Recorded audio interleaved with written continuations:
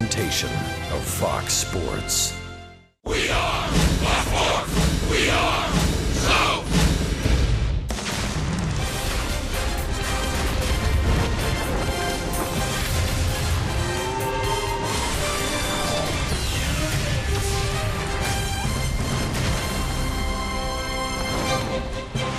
It's April in the ATL. And along with Joe Simpson, Chip Carey welcoming you to another exciting night of Atlanta Braves baseball, where tonight we have Game 2 of our 3-game series between the Atlanta Braves and the very powerful New York Mets. Hi again, friends. Beautiful night for baseball. Let's see if the Braves can get back into the win column. Too much Curtis Granderson in Game 1 of the series, but who better to stop a losing streak than Jhoulys Chacín? He's been nothing shy of brilliant for the Braves in his first pair of starts. His first 2 starts have been outstanding. If there's been a real pleasant surprise to the start of the season, it is Jhoulys. His last start against the Miami Marlins especially was outstanding because he had all his pitches working. He had that great slider, he had his cutter, he had his 2-seamer going down and away. First start, you're seeing some action against Washington, too. But look at that ball running down and away from Justin Bour. He's had everything working and no walks. 14 strikeouts to go with that, a 2.38 ERA. He could easily have a couple of wins instead of being blanked in that category. You know all about the big names in the Mets rotation. This one is an up-and-comer, young Steven Matson, New York kid who pitched a brilliant ball game last time out. I mean, he's from New York. He wears number 32. He's left-handed. It's like they're trying to have the second coming of Sandy Koufax. And you know what? He started his career like Sandy Koufax. He was 4-0 last year before an injury sidelined him. This year, a rough first start, but an outstanding second start against Cleveland. He's coming in hot. Well, hopefully the Braves can cool him off, Paul Bird. It's Chacín versus Mets on a hot Saturday night here in Atlanta, Georgia. Well, guys, you're right on. I'm fired up about this pitching matchup. And I got to say this, Chip and Joe. Have you ever played Monopoly and you get the get-out-of-jail-free card? Yeah, it feels pretty good. I think that's what's happened to Chacín. He's gotten out of Colorado as a pitcher, which is a nightmare, than Arizona, not a whole lot different. Talking to catcher Tyler Flowers, who said this guy trusts his stuff, all of his pitches, and he's coming right at you. And Braves fans, I don't know if you're going to like this, but you heard the Koufax comparison. Well, talking to some scouts about Matz, they said, yeah, he reminds us a little bit of Steve Avery with that arm action. Fastball that can get up to 95 and 2 different breaking balls that he throws from different angles. He should be tough. So, hey, you're talking to a former pitcher. Yeah, I'm excited for tonight's matchup. Should be a great game to watch. Back to you, Chip. All right, Bertie, thank you very much. Great to have you along for the broadcast. Beautiful night for baseball. It's bobblehead night. It's the Braves and it's the Mets. Lineups and first pitch for Game 2 are coming right up. Atlanta Braves baseball is presented by Academy Sports and Outdoors. Right stuff, low price, every day.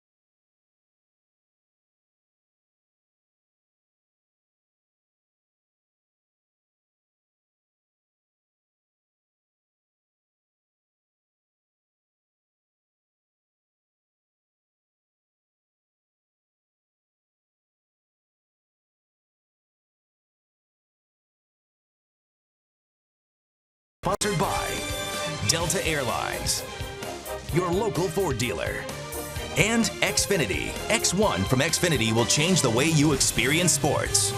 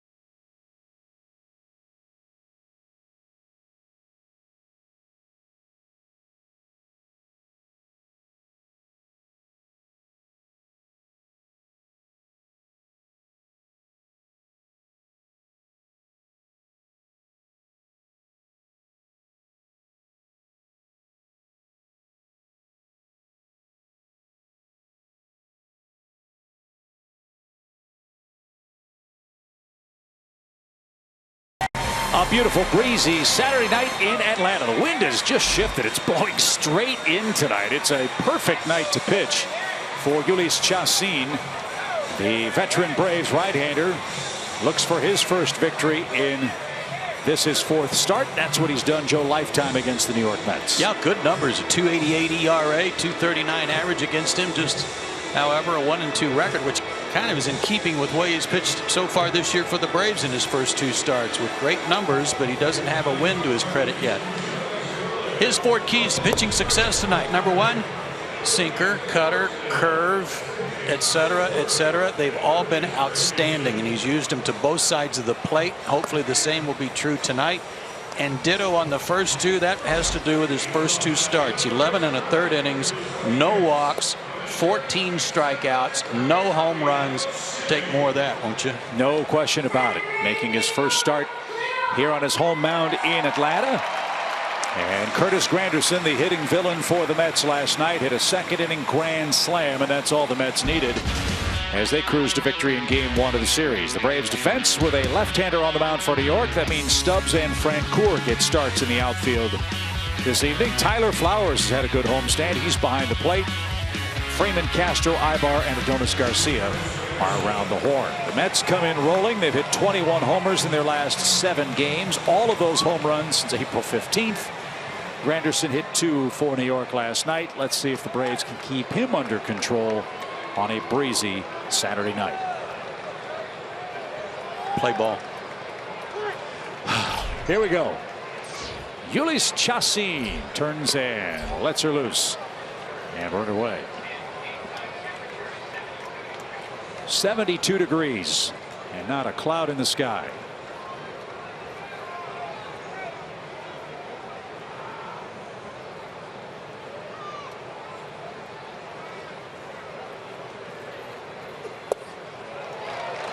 Granderson out in front, didn't get it. 1 ball, 1 strike. 4 homers, 8 RBIs for the Mets right fielder. The grand slam he hit was the first grand slam he's hit as a member of the Mets, and the 6th for his overall career. That was pretty amazing when I heard that 6th slam. It was a low liner too that he hooked into the seats.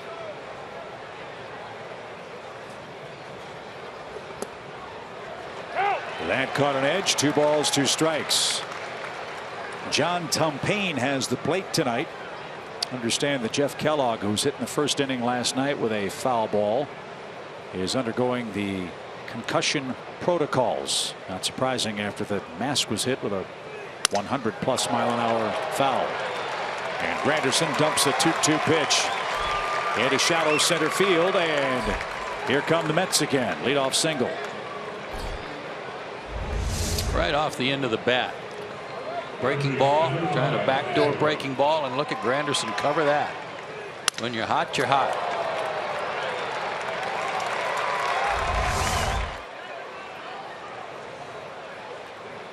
So David Wright bats. David's 1 for 4 in the series, hitting .245.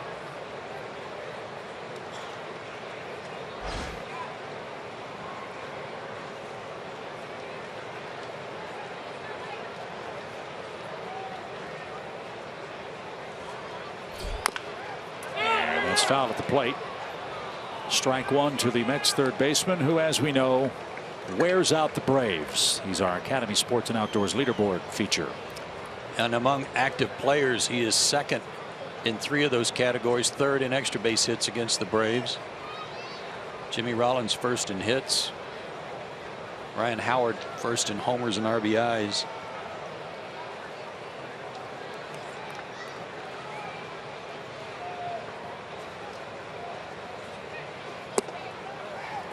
One ball, 1 strike.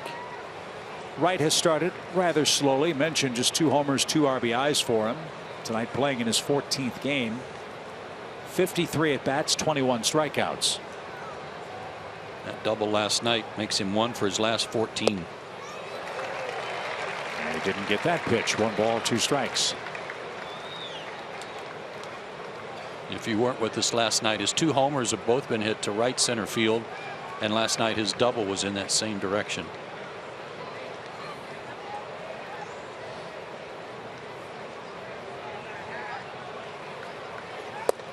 Chacin got him over the inside corner. The Braves played Wright as a dead pull hitter on the infield, and Chacin pitched him inside and got the call. But look at the movement, the good sinking action. Wright gave up on it and shouldn't have. Great pitch.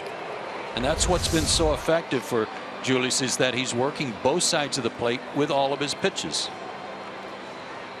So as a hitter, it's got to be impossible if you can't eliminate a pitch or location. Exactly. So Michael Conforto is the 3rd place hitter for New York tonight.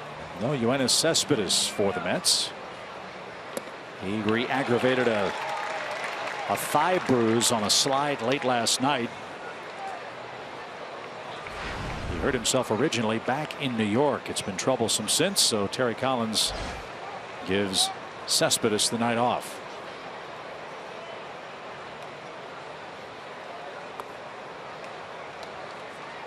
One ball, 1 strike.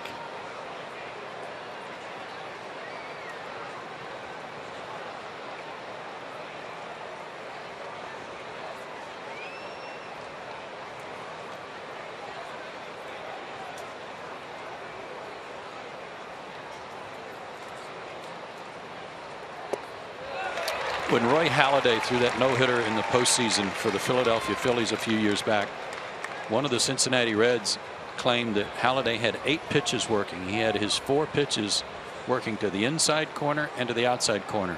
And in some ways, that's kind of where you are with Chacin right now, using everything to both sides. Ground ball up the middle. That'll sneak through for a hit. Granderson around 2nd, is on his way to 3rd.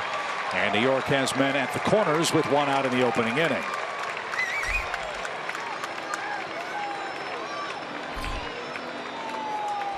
Ball really comes off his bat hot, doesn't it? Sure does. That Good pitch was up and it flattened out. It didn't sink. It just kind of went sideways right into the barrel. But when he puts the ball in play, it jumps. And the Mets are doing what they've done a lot, scoring early in the ball game. They didn't score in the first inning yesterday. They got 4 in the second. They threaten here with Lucas Duda, first and third with 1 out. Duda 1 for 4 last night, and he skies one towards Stubbs in center. That'll be deep enough to score Granderson. And he'll tag. He'll come home, and the Mets are on the board in the first inning. 11th RBI for Lucas Duda. And textbook baseball offensively for the Mets. And here's another pitch that moved to the barrel, not away from it. It was down, target was away, but it started on the inside corner, came right back to the middle of the plate, and that's why he got a good piece of it.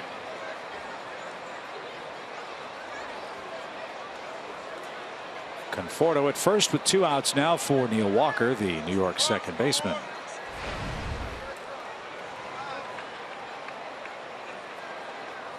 Walker's off to a good start at the plate with New York. He replaces Daniel Murphy, who went to the Nationals.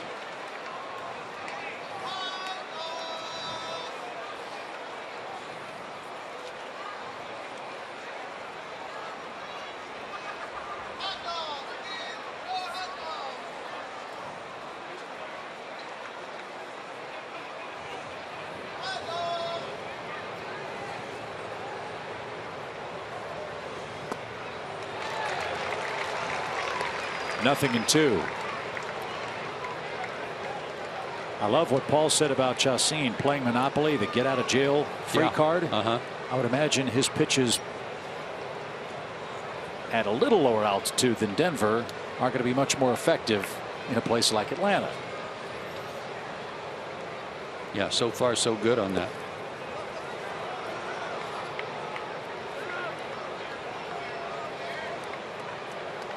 We're not exactly at sea level here in North Georgia. No. But anything's an improvement over Coors Field.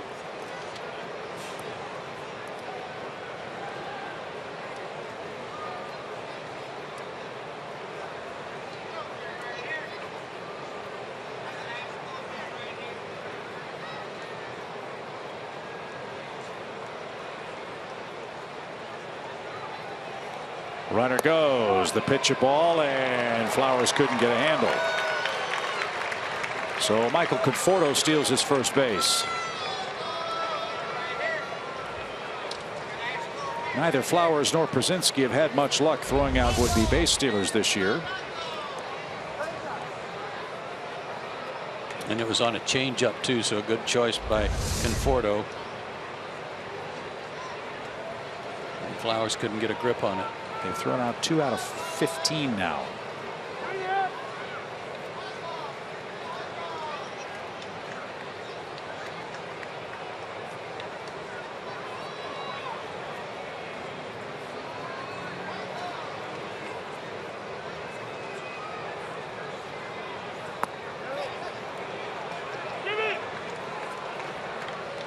Full count.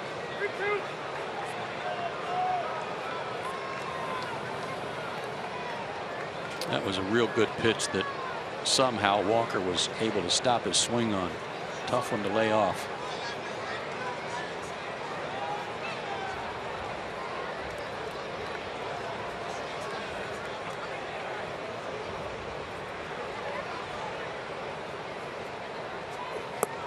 And that's the first walk of the year for Chacín. Did you see how Flowers chased that with his glove? That thing was diving. Now Tyler takes a lot of pride in the way he receives the baseball, and the way he's described it is he tries to get his glove in position to beat the baseball to a spot. No chance to do that with the kind of movement he's seeing from Chacín here in the first inning. And now Asdrubal Cabrera bats with 2 on and 2 out. The Mets have scored in the first on a Duda sac fly.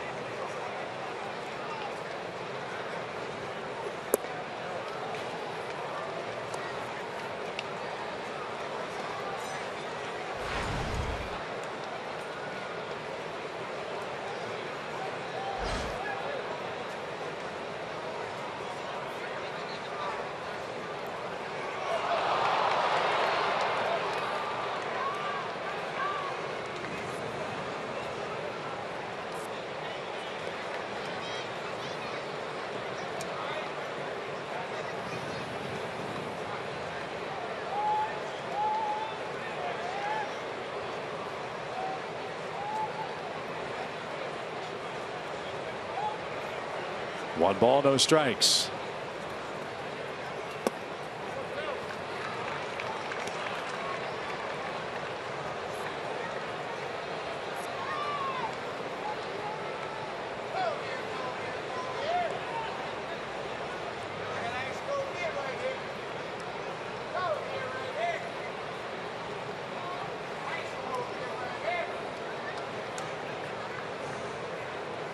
Pitch number 23 of the inning is ripped to first, and Freddie can't hang on.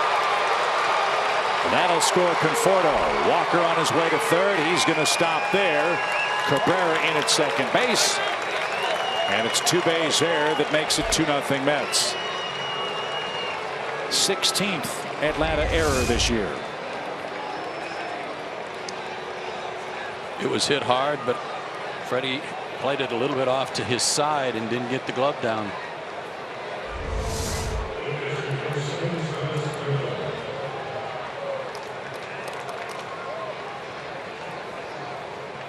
And now Roger McDowell out for a quick reset. Don't want to fall too far behind this talented Mets pitching staff. Well, Roger's done a good job of this so far this year in the first 12 games plus, or first 16 games plus this inning. And that is when the Braves have made some horrible errors that extend innings, he goes out to try to help the pitcher reset and let him know, you know what, you're doing fine. They're putting the ball in play. We're not making the play for you. Try to pick everybody up right here and get an out.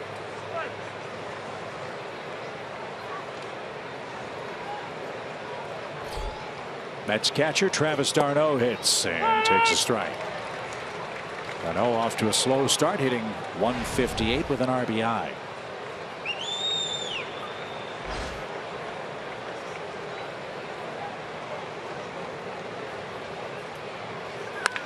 Sharply hit, high bar, gloves, and fires to first. And another Brave shortstop takes care of d'Arnaud, who can't believe it. That ball was hit a ton, but it ends the inning. But not before the Mets score twice. Here come the Braves in the home first.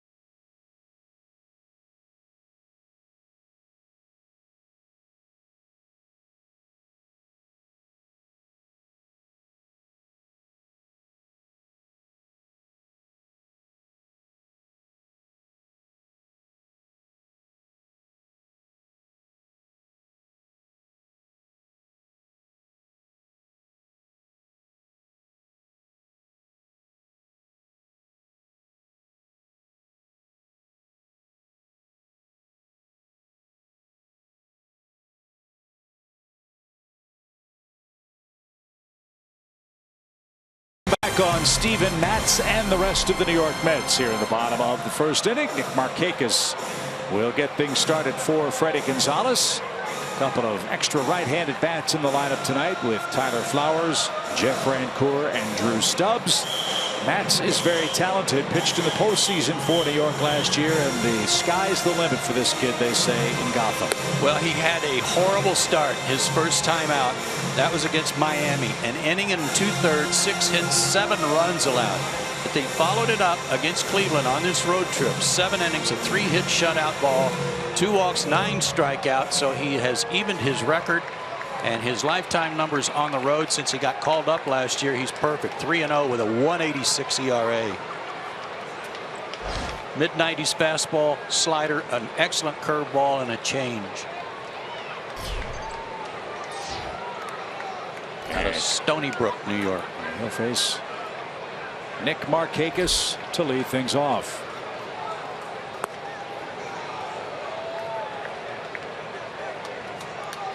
Matz missed 2 full seasons, 2010 and 2011, because of injury. So you know he appreciates good health. In fact, there was a story on Matz after he'd had the Tommy John surgery. His elbow was hurting all the time, and he was scared to death that he either had scar tissue or had re-torn the ligament. As this one's grounded out toward second, and there's the first out. So Matt's obviously very concerned, called Dr. Andrews in Birmingham and said, my elbow hurts, what do I do? And Andrews said, well, there's only one thing you can do. Grab a ball and throw it as hard as you possibly can. And if it doesn't hurt, well, you probably took care of the scar tissue.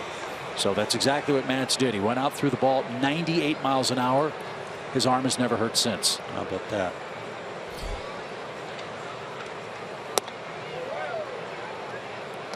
And gave him the confidence that it was going to be okay for him to do that again.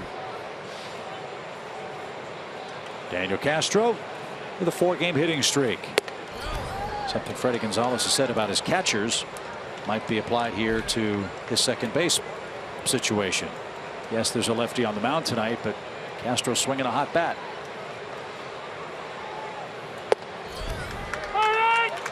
Yeah, I think Daniel's going to play no matter what.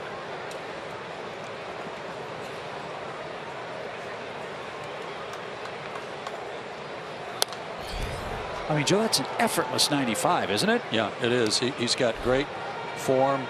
He was a number 2 pick in '09 out of Stony Brook, New York. 6'2", 200 pounds.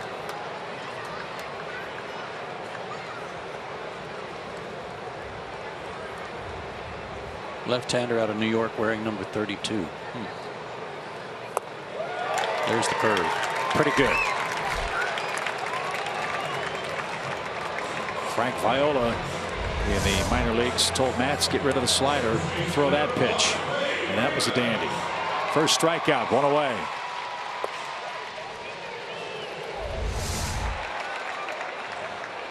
Excuse me, 2 down. First strikeout for Matz, and Freddie Freeman's the batter. Freddie's got 4 hits in his last 3 games. And a strike. We saw Matz here at Turner Field last September 11th. He beat the Braves 5-1. He went 5 innings. The only run he allowed was a home run to Castro. And seeing him up close and personal, he looked like a very young Joe DiMaggio to me.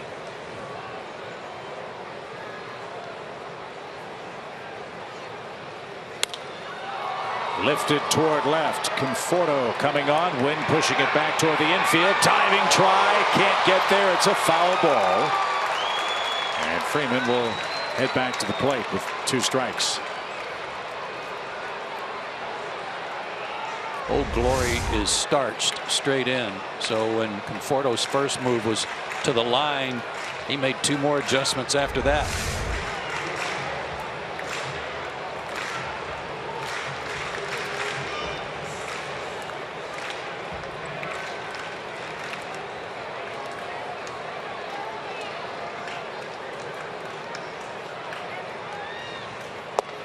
Strike 3 outside corner. Wow. Matz with a couple of first inning punch-outs leads 2-0.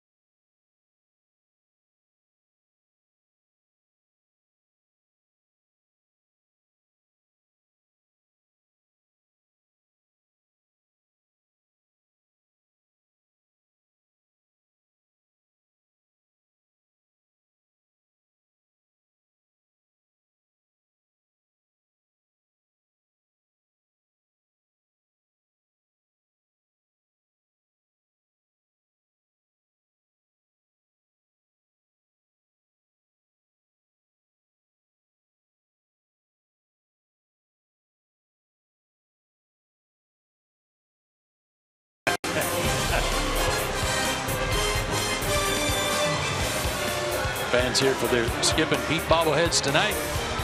We've got ours up here between us, and they're watching the game.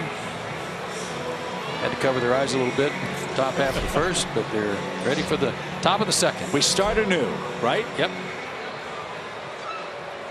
As Ulis Chacin will face Juan Lagares. Lagares in for Cespedes, as we mentioned last night. What a wonderful insurance policy the Mets have in Lagares in case of injury to any of their outfielders, and even bigger if Cespedes departs as a free agent after this year, which he could. They've got Lagares ready to go. And a base hit up the middle. Lagares had a hit last night. He's 2 for 2 in the series, and the Mets put their leadoff man on for the second straight inning. He's 27 years old. He's 6'1". He's bigger than I thought at 215. In 2014, hit 281 for the Mets, 4 homers, drove in 47, but won a Gold Glove.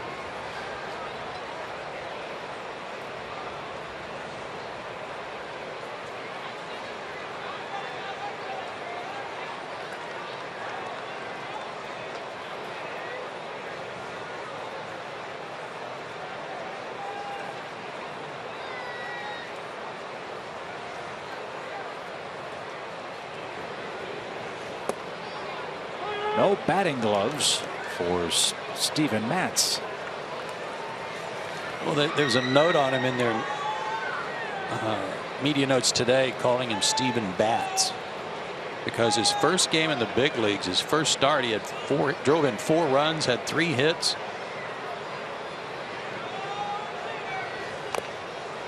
This one's punted off the plate, and it's going to trickle foul.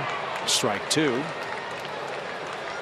Franchise record for any player's major league debut in Mets history. How about that? And he's the 6th pitcher in Mets history to have a 4 RBI game, last done by Dwight Gooden. Throws left, bats right. Where's that guard on his left elbow?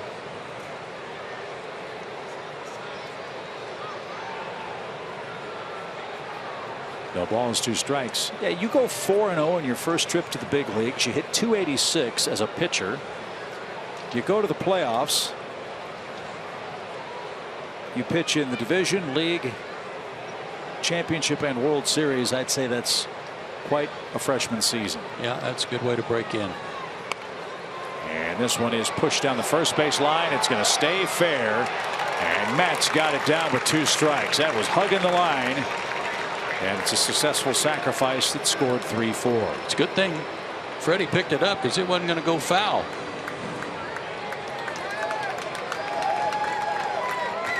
So Matz will get a high five from his mates as he takes his dugout seat. And here's Curtis Granderson, who had a whale of a night last night. Tomahawked that high fastball from Bud Norris. And a quick 4 spot for the Mets in the second inning. Got Norris again in the 4th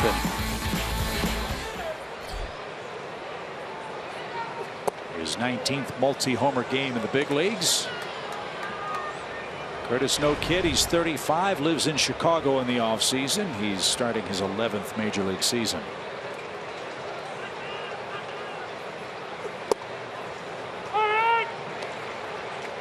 Terrific citizen. Great off the field as well as on. Terrific teammate. How about this to illustrate your point? At the University of Illinois in Chicago, there's the Curtis Granderson Stadium, home to the school's baseball program and 38 area Little Leagues. You know who paid for it? Little pop out towards second. That'll be easy for Daniel. He's got it. 2 outs. It was Curtis Granderson who paid for it, quite obviously. And it wasn't a $50,000 check. $5 million check written by Curtis Granderson for that facility at UIC. Plays the game right, plays hard, runs hard. It's one of those guys that, even though there have been times in a Mets uniform where he has struggled offensively, it wasn't from lack of hustle or lack of work. David Wright caught looking over the inside corner his first time up. Takes upstairs. 1 ball, no strikes.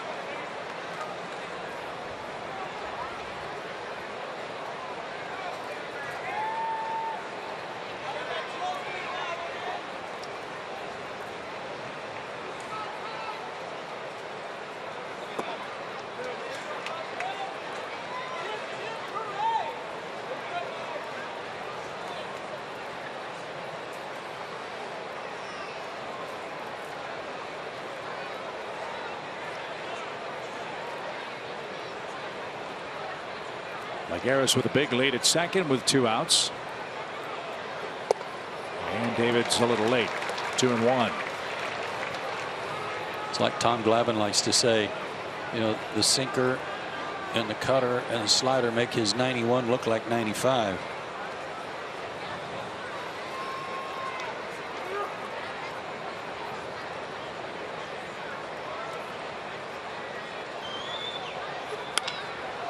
He took a shot toward right. That's curling away from Markakis, and it's out of play, foul. David Wright's 33 years old now. We mentioned the spinal stenosis that sidelined him for almost the entire season last year. The Mets will be very careful about his playing time during regular season play, and with good reason. He's under contract 4 more seasons after this year at very big money.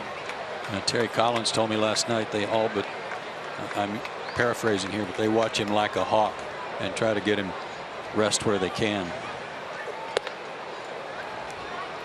Upstairs, 3-2 to the captain of the Mets, who has already earned 7 National League All-Star accolades.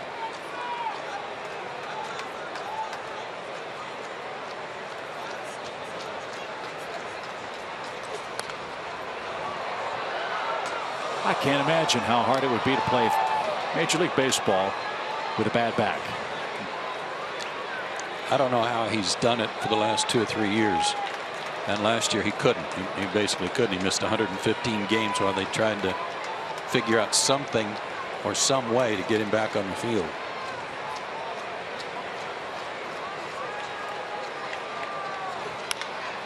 Popped up.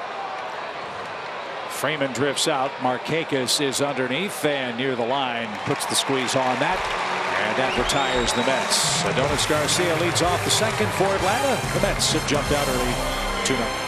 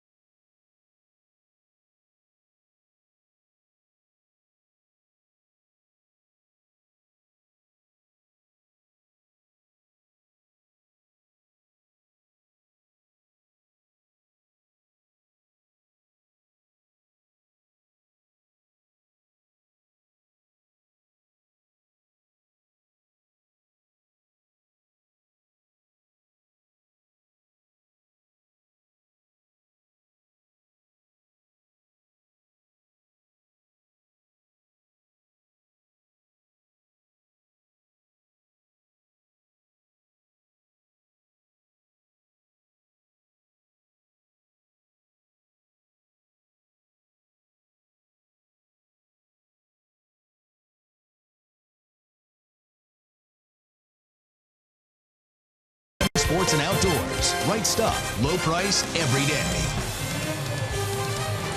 Time for our Georgia Lottery hitting the jackpot feature as Adonis Garcia comes to the plate to lead off the Braves' second tonight. His numbers against left-handed pitching, pretty good number of at-bats, 75 at-bats. Good results. 5 homers, 11 RBIs, and a .560 slugging. 5 for 13 on the homestand.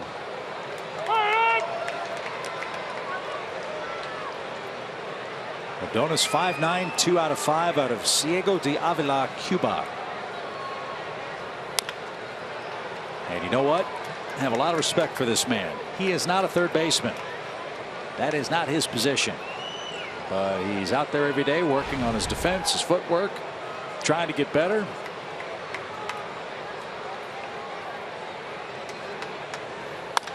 As he takes that one the other way past a diving Duda. Granderson up quickly, and it's a long single for Adonis Garcia, the first hit of the night against Mats.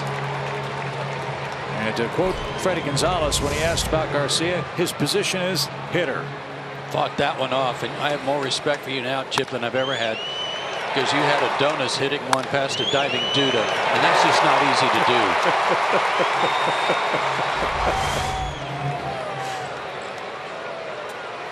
It's a little early to go where I want to go, but we'll put that one in the back pocket for later. First hit of the night, and Tyler Flowers is coming up. He's had a good homestand. Very good. Bumped his average up quite a bit. Big night against the Dodgers. A 4 for 4 night. And 5 for 9 on the homestand overall. That one fouled back. It's quickly 0-2.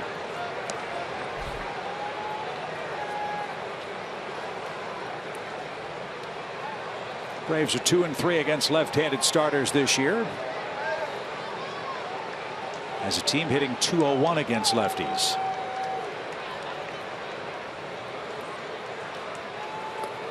And Flowers didn't get that. Mats has another strikeout. That's number 3.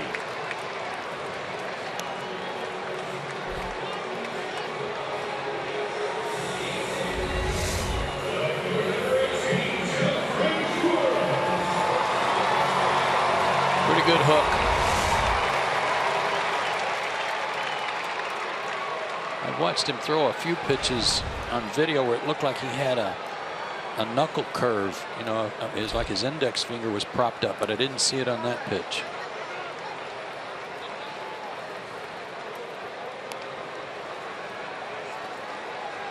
And they've been watching video, scouting reports. Jeff's been hammering the first pitch he sees up there. They start him with an off-speed hook in the dirt. And Jeff pulls one to the left side. David Wright scrambles and throws to first, and it pulled Duda off the bag. Infield hit for Jeff Francoeur. And the Braves have the tying runs aboard. David Wright wanted to go to second, but he didn't have time by the time he got to his feet. Now watch this throw. Underhand. Has a big loop in it, a big lollipop loop in it to get it over to first base. And it's not just because of that diving effort, but that's pretty much where he is now with his arm. Not a whole lot unlike Ryan Zimmerman was in Washington. And good hustle by Francoeur to leg out a hit. So Garcia with an opposite field single, Francoeur with an infield hit. And now Ibar bats. And down a strike.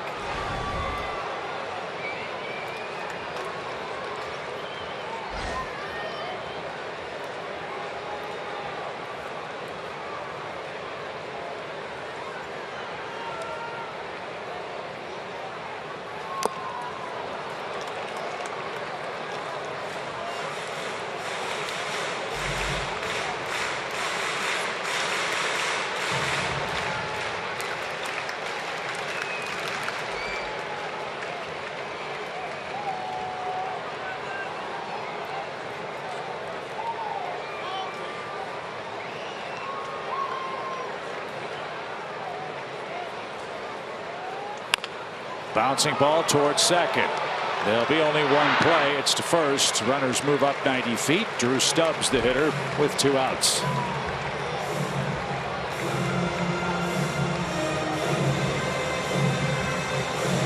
Let's see how Mets and the Mets deal with Drew Stubbs, the 8th place hitter. Exactly. A base hit here would really go a long way to making Chacin feel a little better, even things up. But Julius is on deck, and they may not pitch to Drew. We'll see.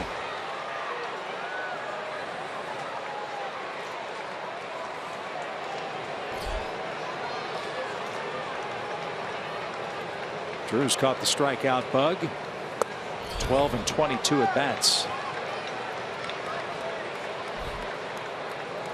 But Freddie's playing him tonight because he's 3 for 10 against lefties. Yeah, and give Alex Smith a night off against the lefties. They've been wearing him out.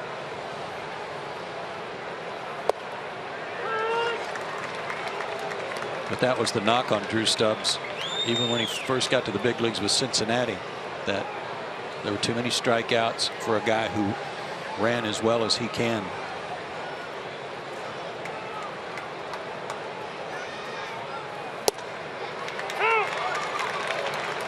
.294s on the inside corner.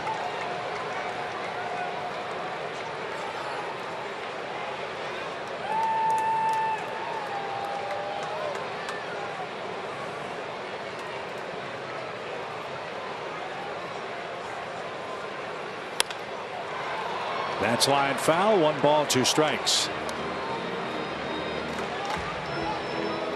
That appeared to be an 88-mile-an-hour slider. Not bad.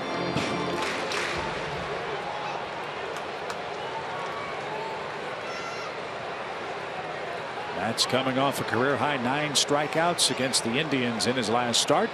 Leads 2-0 here in the second. And that one whistles into the Braves dugout. Hope everybody's all right.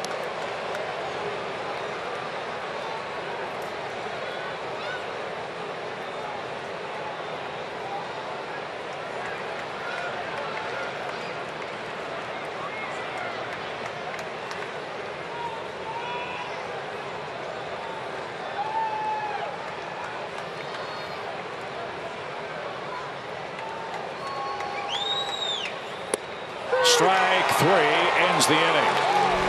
4 strikeouts for Mets. The Braves strand a pair in the second. It's 2-0 New York.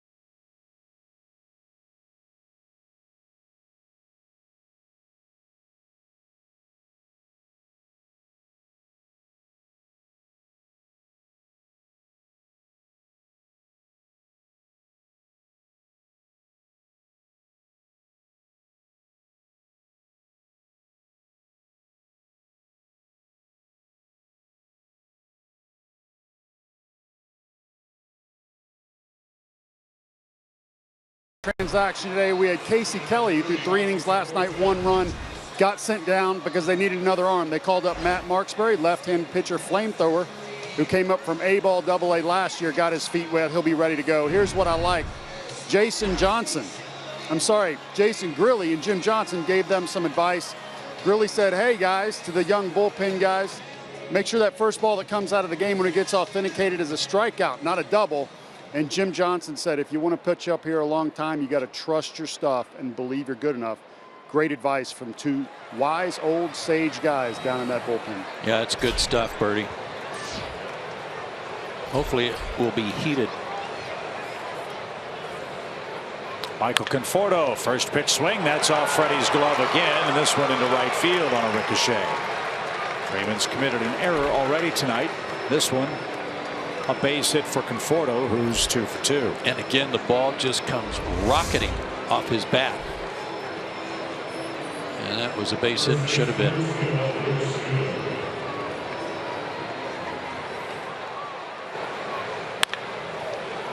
Everything has that sound when he puts the ball in play. Conforto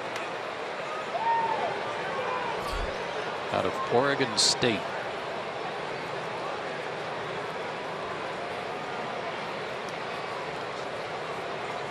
Lucas Duda drove in the first Mets run with a sac fly. Conforto was the Pac-12 Player of the Year 2 years in a row in a conference with Arizona, Arizona State, USC, UCLA, on and on. Great college baseball.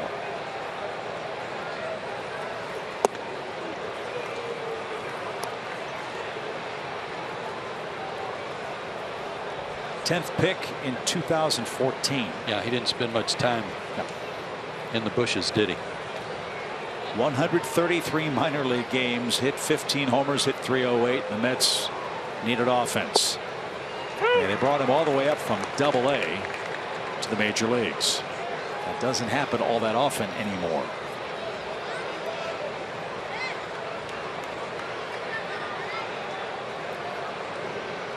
And he's 23. Swing and a miss by Duda. That pitch had some movement. And Willis Chacin has his second strikeout. 1 on, 1 out for Walker. Breaking ball. Again, a backdoor pitch. And in a good spot.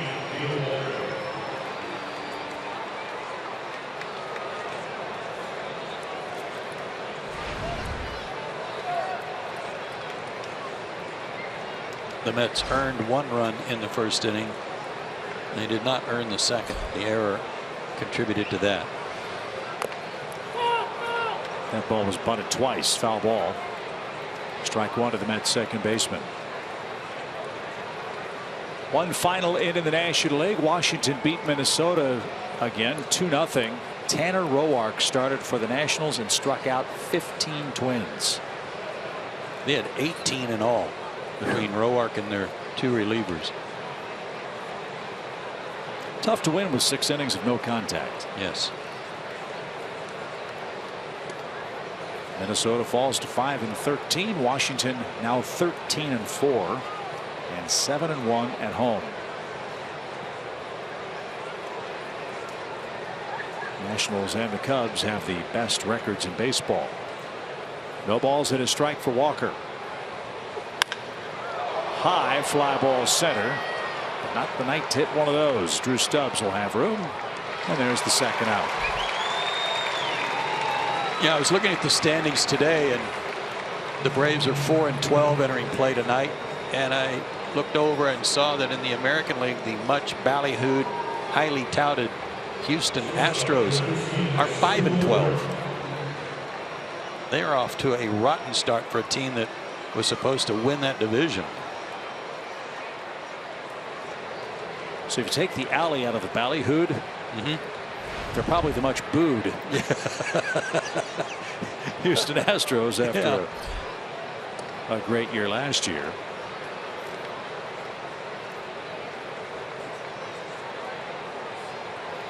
The old saying, you can't win a pennant in April. You can sure lose it, though. And the Twins in last place in the AL West, 5 games behind Oakland and Texas. Houston is? Yes, Houston is. And surprisingly, worst ERA in the American League. That's surprising.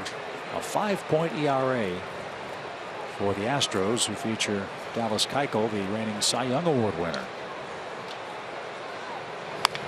Ground ball into the shift, and Asdrubal Cabrera is taken care of, and so are the Mets. Willis Chacin leads off the third for the Braves. He's down a pair of runs.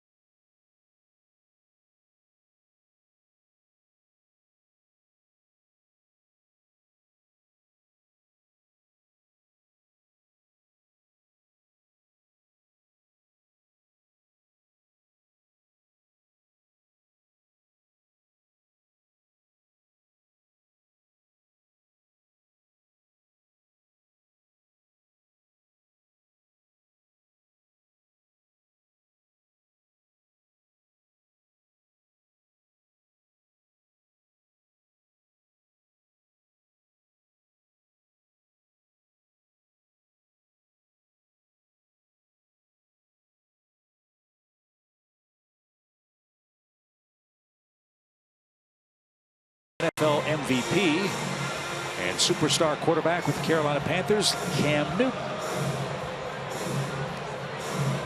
The NFL draft is coming up, and I'll bet you another bag of those Cracker Jacks that I can tell you what Cam Newton wants the Panthers to draft. Wide receiver or a left tackle to protect the blind side. Yes. One of the two. So good to have Cam Newton and his friends at the ballpark tonight. Hopefully he'll see the Braves come back from a quick 2-run Mets ambush in the first.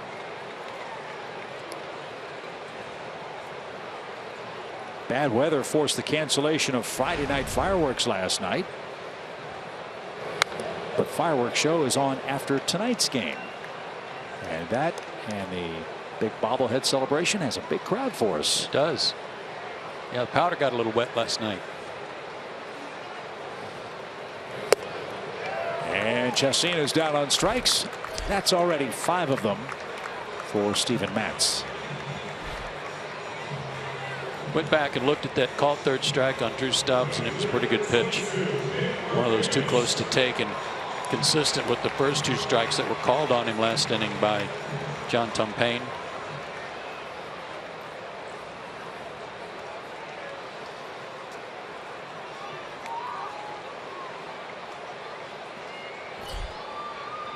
Markakis rolled out his first time, so he's 0 for 1. And that one's fouled back.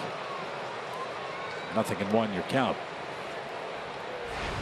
Nick had a hot road trip, finished up really strong in Miami, but has had a tough time here at home. He's 0 for his last 12.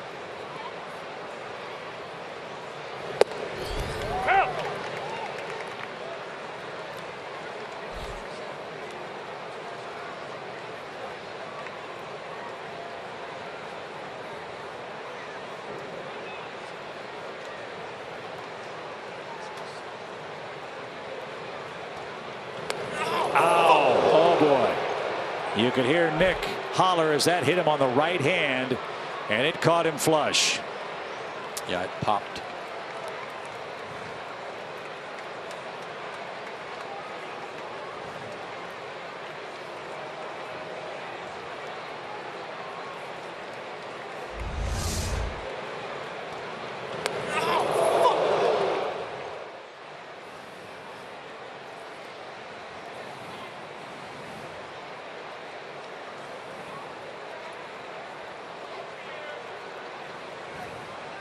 Sorry for all of that sound, but given the strike, I think you get it right around the big knuckles near the ring and little finger.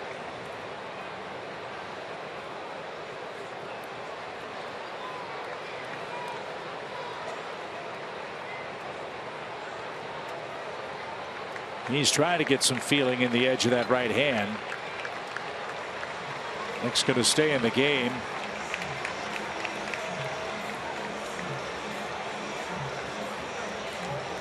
That left a nice welt, it would appear.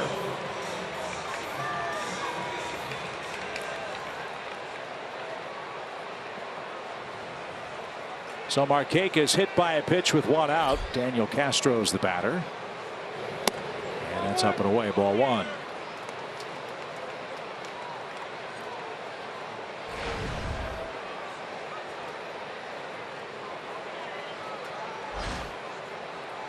Painful way for Markakis to reach in yet another start for the Braves.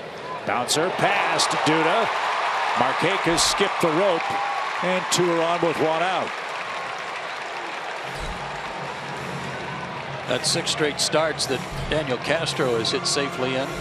We saw Curtis Granderson playing almost up against the wall in right field at times last night. On this occasion, as Nick was dodging that baseball, he was playing shallow for Castro, and that's why Nick couldn't advance. Granderson was on top of this hit right away. So the diving Duda didn't do it. Didn't. And that brings up Freddie Freeman with 2 men on. Freddie struck out to end the first and takes a strike.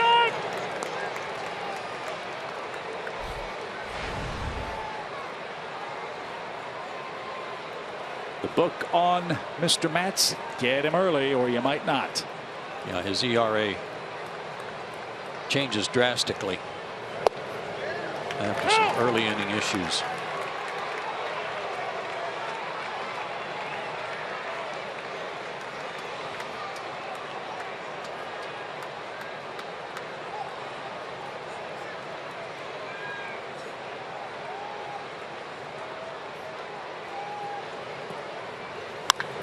That's down the right field line. It's a hit. Markakis will score. Here comes Castro. He'll be stopped. Freddie Freeman doubles with one out, and the Braves are on the board. It's a 2-1 game.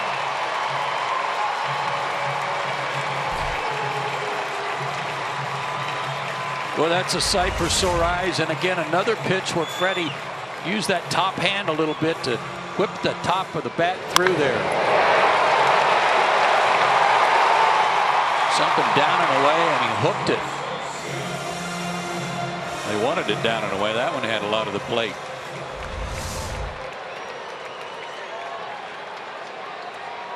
So Freddie Freeman has his 5th RBI. Garcia went the other way with a pitch. He could put the Braves in front with a base hit. Hits are even 4 apiece. And that's launched out of play for a strike. Yeah, the Braves have been getting their hits against real quality pitching. They got double-digit hits against Clayton Kershaw. They had a big hit night last night against Matt Harvey. Already 4 against Steven Matz tonight. Let's cash these chances in.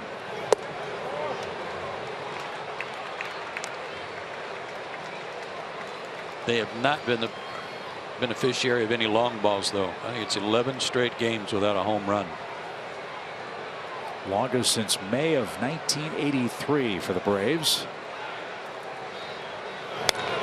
And that's the big difference between the Braves offense and the Mets offense right now. They've got guys up and down their lineup hitting it out of the ballpark. The Braves have to string 3, 4, 5 hits together in order to score runs. Thankfully, with men at second and third, they've been doing that. Yes, they have, by a large margin over the next closest team with runners in scoring position. That's headed for the seats. We see this virtually every at bat from Adonis, don't we? Falls behind, bites him off, fights him off, base hit.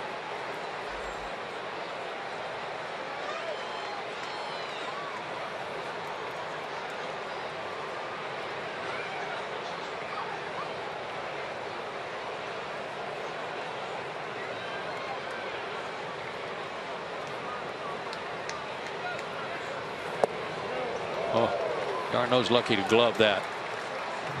He wanted the fastball up out of the zone to see if he would chase, and he threw it down about belt high. See how high the target is? John Tumpane was happy he caught it too. Yeah, he was.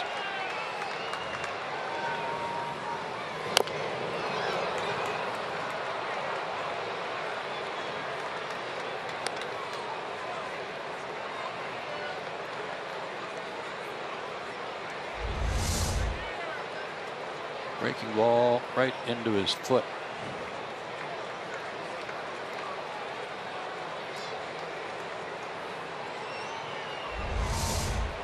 Painful inning for the Braves. Markakis hit on the right hand with a pitched ball. Now Garcia fouls one off his foot.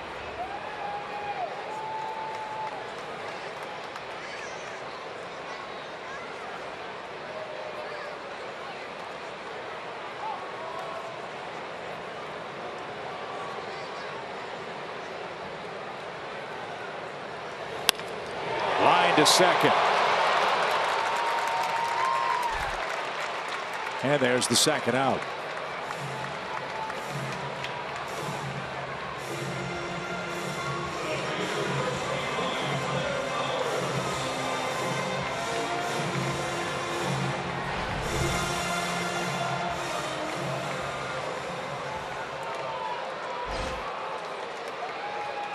In that 4-hit game against the Dodgers, 3 of the hits for Tyler Flowers went through the right side.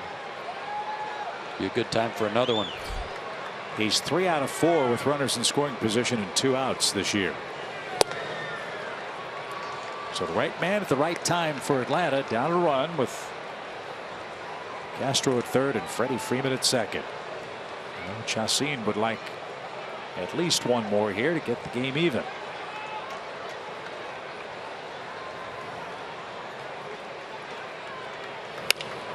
Fly ball center and playable for Lagares, and that will retire the side. The Braves get a hit batsman and a Freddie Freeman double to plate their first run of the game.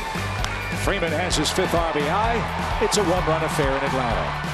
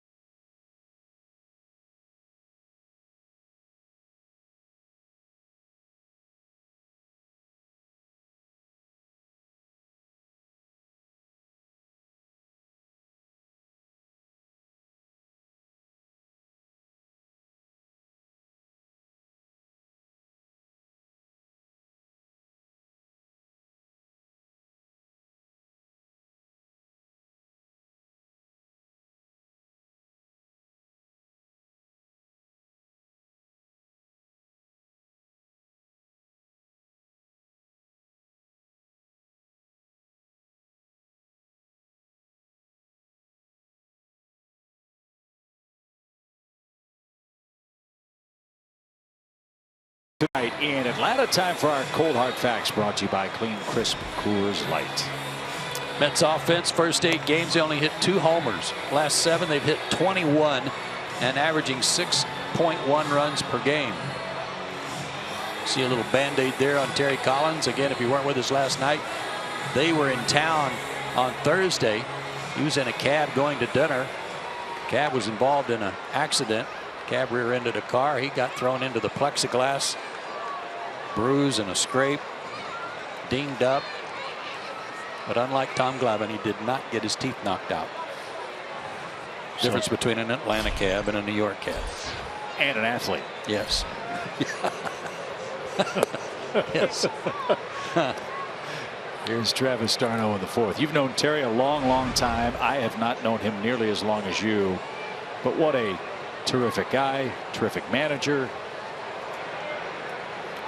As d'Arnaud didn't get it. He's the oldest manager in the big leagues. He's been in the game forever, and for them to get to the World Series last year was a wonderful thing. So proud for him. Sharply hit by d'Arnaud up the middle, and the Mets have their 4th consecutive leadoff man aboard in tonight's game. Yeah, it was really a weird sensation. Personally, couldn't help but root for Terry Collins, but he manages the Mets. So now they've gone to the World Series, and now we can go back to hating the Mets. Correct. Right? That's correct. But he's really, let me backtrack. He's really evolved as a major league manager, has he not? And he had to. I mean, he was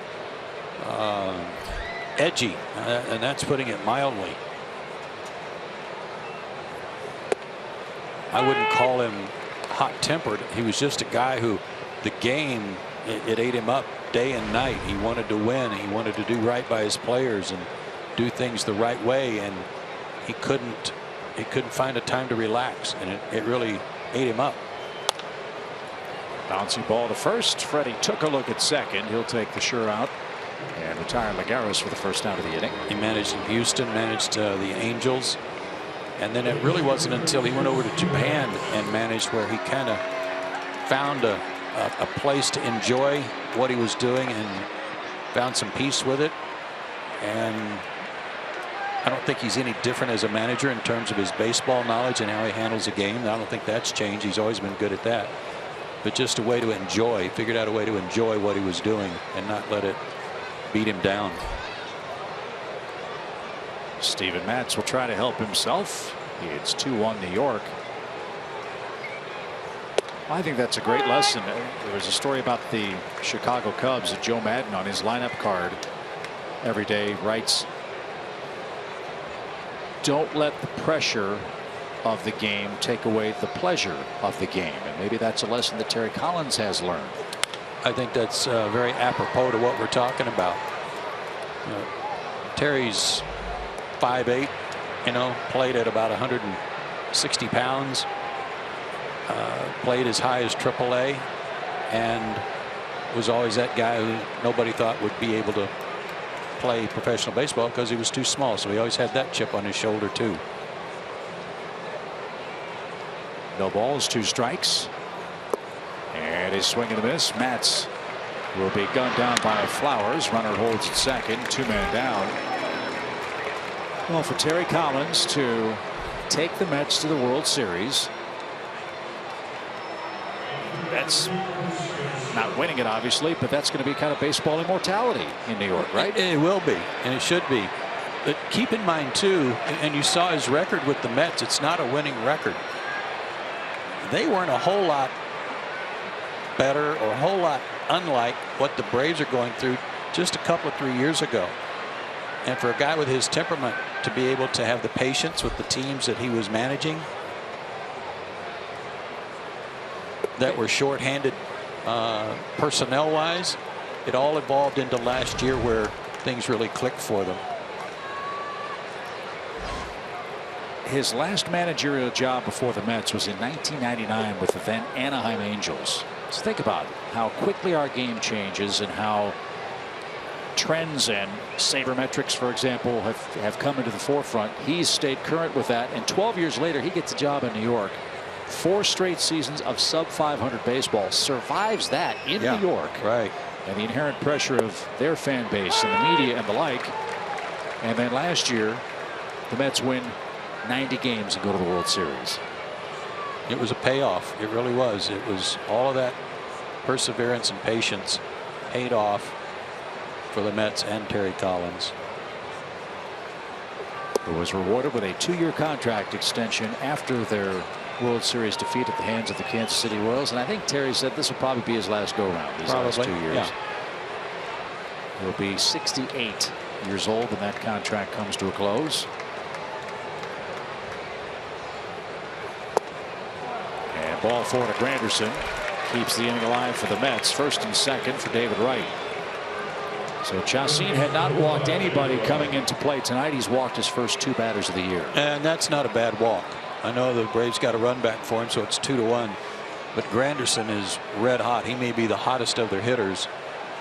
And he's made some good pitches to David Wright. David Wright has struck out and popped out. Showed you his great numbers against the Braves for his career. He's 1 for 6 so far in this series.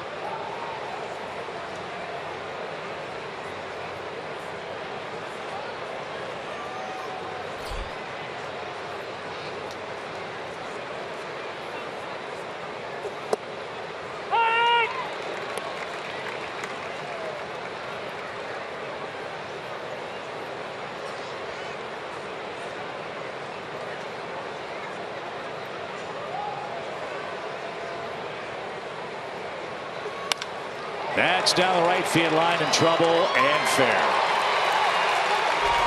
Darno scores. Granderson gets the green light. He's coming around to score. David Wright does it to the Braves again with a 2-out double. And New York leads 4-1.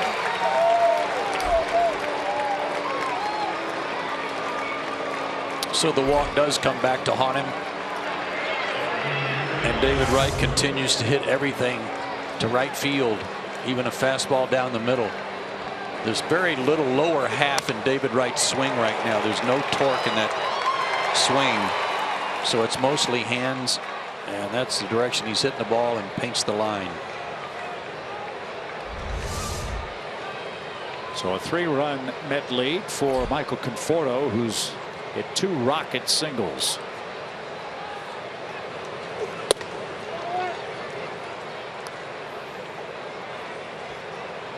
And to Joe's point about how the ball sounds different off his bat, the exit speeds of his 2 hits are 106 and 108 miles an hour.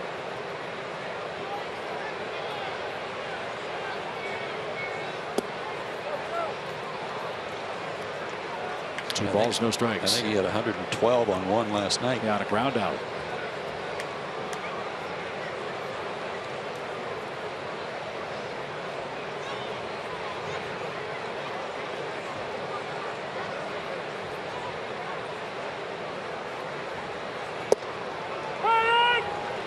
Got a good number too for Mets history. I'm pretty sure that's the number Nolan Ryan wore. Really? When he was a Met. Well, Nolan threw the ball 108 miles an hour. He hits at 108. That sounds about right.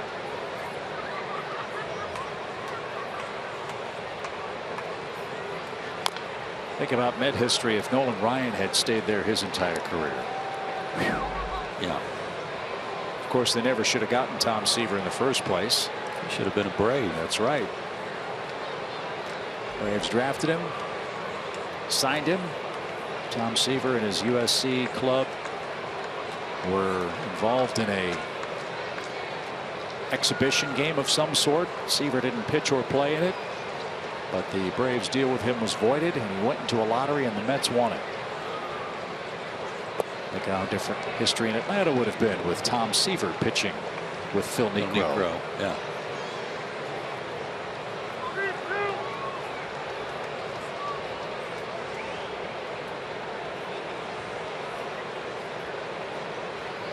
The 69 Mets were a lot better than the 62 Mets.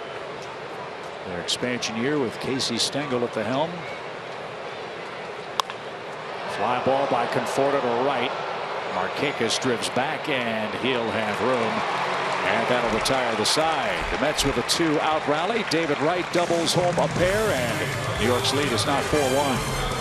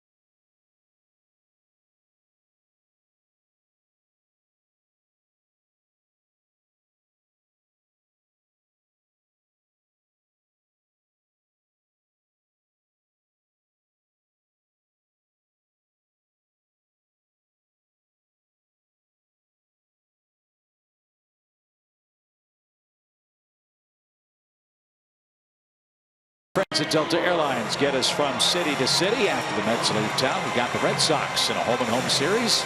Then we're off to Boston, Chicago, the Cubs in Wrigley Field, and then back to New York to wrap up a long road trips. Can't wait to see Mac Honey and the gang, and hope those young fans are enjoying bobblehead night tonight. Bobbleheads and fireworks. And hopefully a Braves comeback. There you go. 4-1. New York has the lead. A strike to Jeff Francoeur. Jeff leg down at infield hit. Great diving stop by David Wright at third base. But he had to sling the ball to first, and Jeff beat the wrap. Nearly got hit. 1 ball, 1 strike.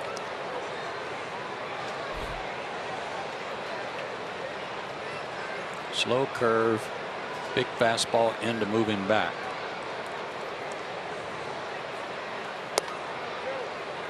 Thought he might come back with a slow curve again, but instead a fastball away.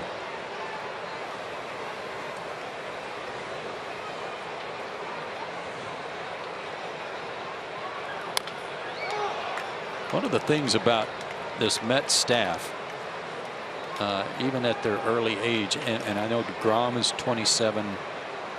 I think Harvey is Harvey 27? Yes, he is. Is that they all To short, Cabrera gets a friendly hop. They're just not hard throwers.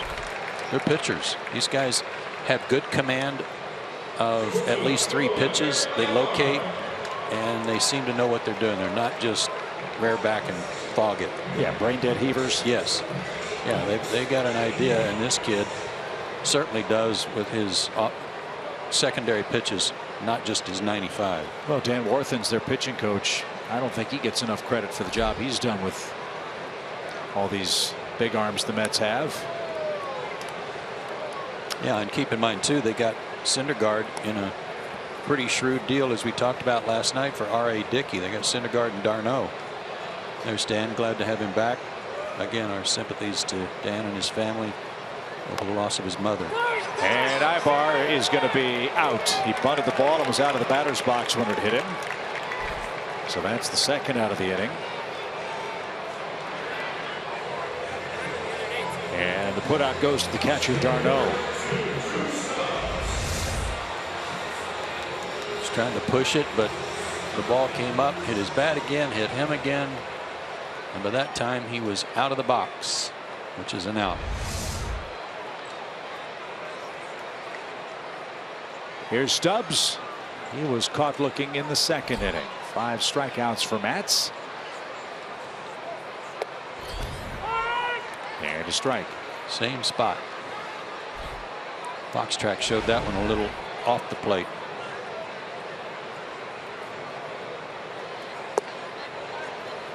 After this series, the Mets have the Reds, the Giants, the Braves, and they go west. San Diego, Dodgers, and Colorado.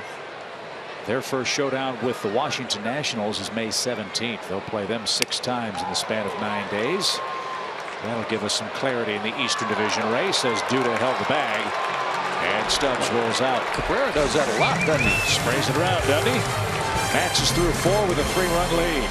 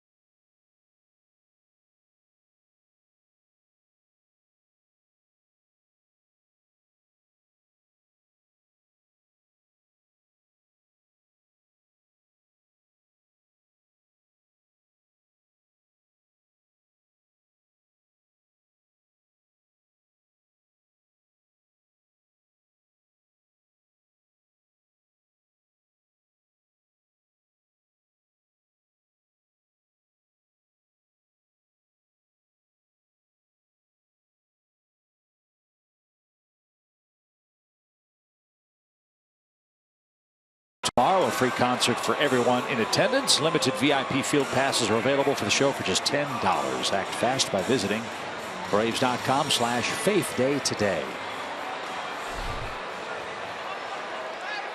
4-1 New York.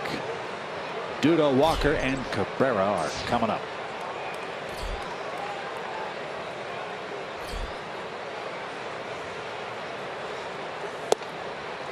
Anthony's a strike.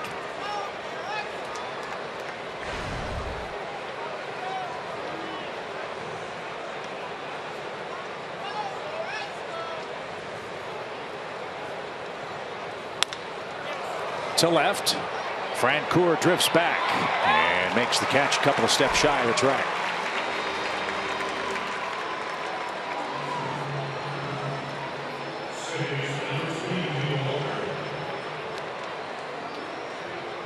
Walker has walked and flied out.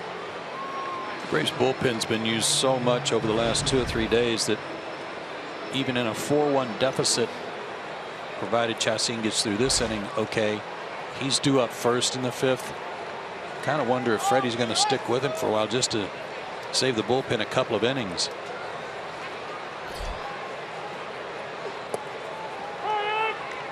A strike to Walker. Last 8 games, the Braves bullpen's worked almost 32 innings. 4 innings a game. Call it. It's slightly less than that, but you get the point. That's a heavy workload. And Adonis in foul ground catches that. 2 down. As we reported earlier, Matt Marksberry was called up. Casey Kelly was sent to AAA, not because Casey pitched poorly, but going 3 innings last night, he wasn't going to be used tonight. So get a fresh arm up, and Gwinnett's in town. Marksberry, though, came up from AA. Yeah, it's kind of a good news, bad news thing for Casey Kelly. Good news is he pitched really well. Bad news is you went 3 innings. And right. We can't use you for about 3 days, so we need somebody in the meantime. And there'll be another roster move, we presume, either after the game or early tomorrow morning, because the Braves haven't yet announced who their starter for the series wrap-up is tomorrow. We do know Jacob deGrom will make his first start in a while for the Mets. And you pointed out it might well be Ryan Weber. We're not sure. Which would not require a roster move. If that's the move, right? Good point. But I think Lucas Sims was promoted to Gwinnett. And I believe either Blair or Fultonevich was due to pitch for Gwinnett tomorrow. So they'd be on turn. So they'd be on turn, as would Ryan Weber, who's had a lot of rest after his relief outing.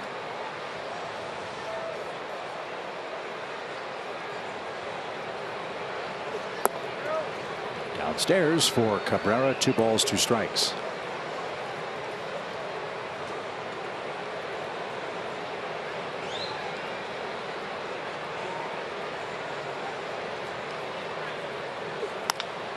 Grounded right side. Freeman with a backhand stab. Chacín to the bag.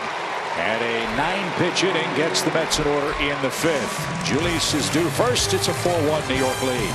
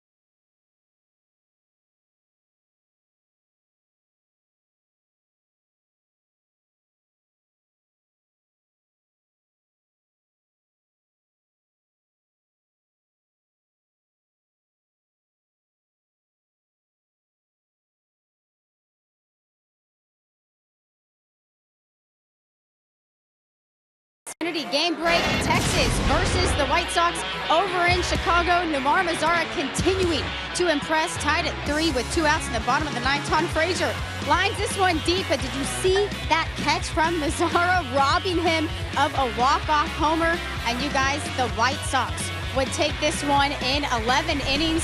4-3 was your final. Thank you, Kelsey. As Hawk Harrelson would say, you can put it on the board. Yes, for the Southsiders in Chicago, they are tied with the Royals in the American League Central. What a great catch. Super catch. And it will be Chacin leading things off for Atlanta. He'll act as his own reliever. Hopefully pitch 2 or 3 more innings and hope the Braves offense can get something going against Steven Matz, who's pitching back-to-back excellent games for the Mets. A 7-inning 3-hitter against the Indians in his last outing. And Duda in foul ground. He's got room. 1 down.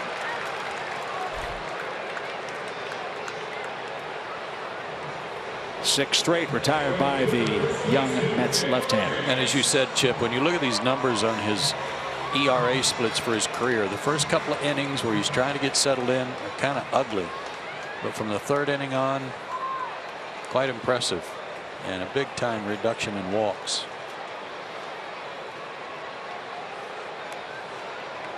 Hasn't walked a soul tonight. He has hit a batter, and that cost him the Braves run. Nick Markakis, and he serves that one the other way. Give Nick the red badge of courage. You've gotten hit on the right hand with a 95-mile-an-hour fastball, and now you've got to dig in again against Matz with 1 out. But that's what you do in this game. And if you're a professional hitter like Nick, you go up there hacking.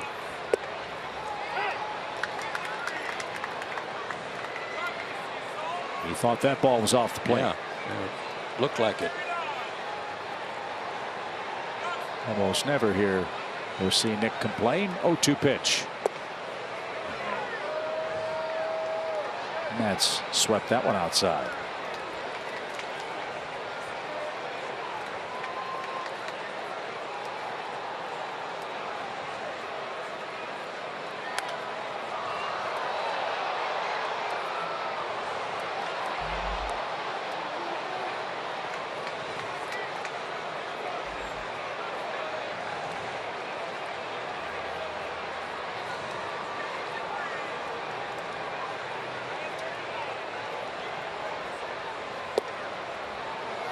Another connection to the Carey family tonight, not just the bobblehead and of course you, but Stony Brook. That's where Steven Matz is from. Isn't that where your brother Josh was working?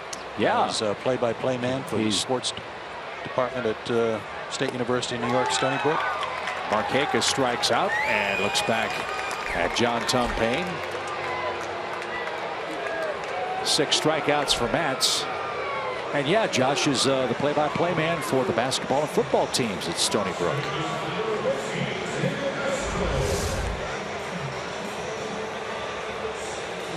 Number 6 there. Good reason for Nick to complain. Strike 2 was called, and it was off that outer border of Fox Tracks also. So 2 called strikes that weren't. Tough enough to hit this guy without a generous strike zone. Braves have 4 hits on the night. Castro has 1 of them. That came in the Atlanta 3rd. So he's got a 5-gamer and a strike. Joe mentioned Matz was a 2nd-round pick by New York. He had a scholarship to go to Coastal Carolina. Instead signed with New York. Missed 2 years with Tommy John surgery. Made his pro debut in 2012.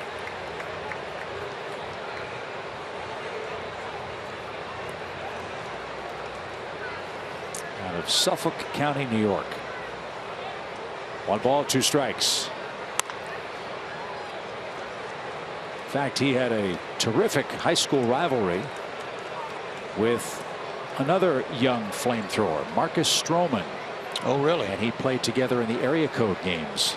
And they went to opposing high schools up in New York. Stroman, of course, with the Toronto Blue Jays. And back up the middle. And into center field. A multi-hit game for Daniel Castro. And that brings up Freddie Freeman.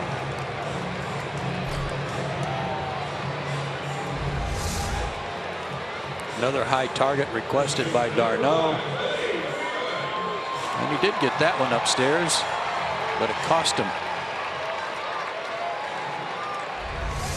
Is that hard for a pitcher to do because you're taught to keep the ball down all the time? Tom Glavine has spoken to that many times. I'd be interested to hear what Paul Byrd has to say about it, but Tom said yes, it's not that easy when you're just focused on something down around the knees to all of a sudden try to hit something shoulder high.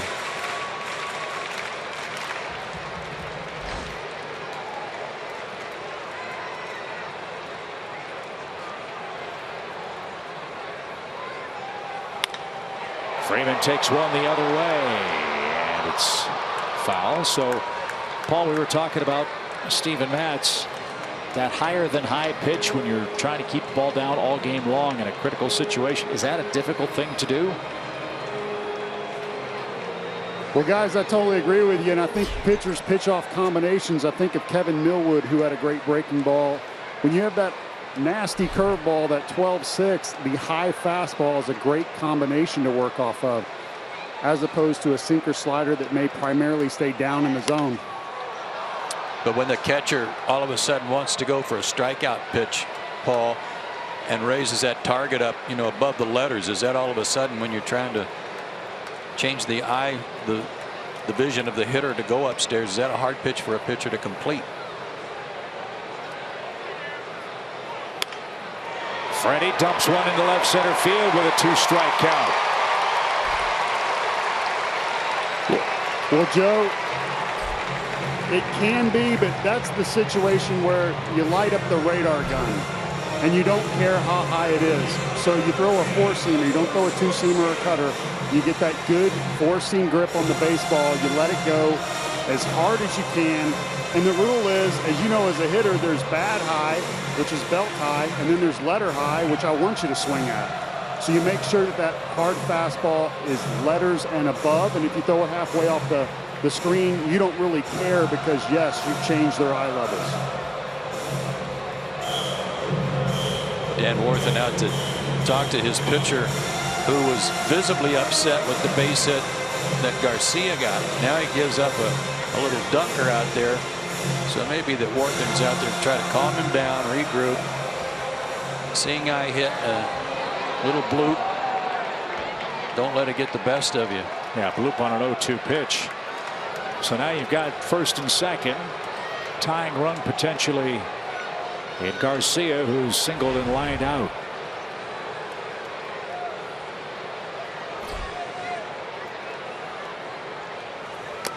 And he was late.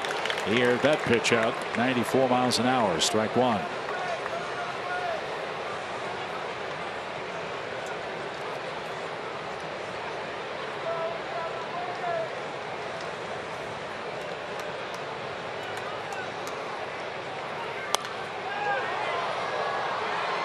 That's into the club level foul. 0-2. And another 0-2 count to Garcia.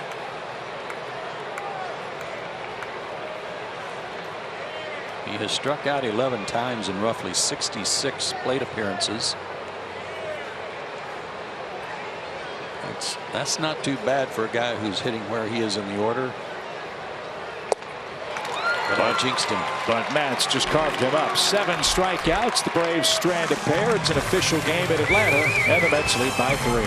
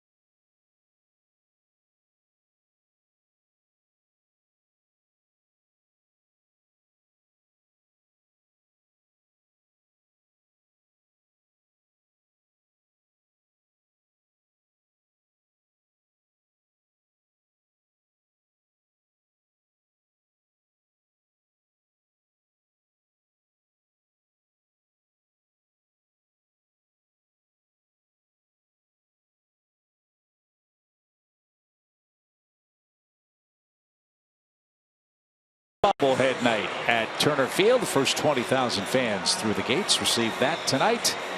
And it's a special night for my stepmother, Paula, and Pete Van Weeren's wife, Elaine. What a great treat for them to be able to come out and peel the number off on the night of the bobbleheads. Great to see him here at the ballpark. And they look great, don't they? Yes. Fabulous. So to the 6th we go, and Travis d'Arnaud leads things off. He singled and scored a run. New York has put the leadoff man on in 4 of the first 5 innings in the game, and 2 of them have scored. And a great catch. Fan from Marietta made the play above the Braves dugout. There's some people with good hands at Marietta.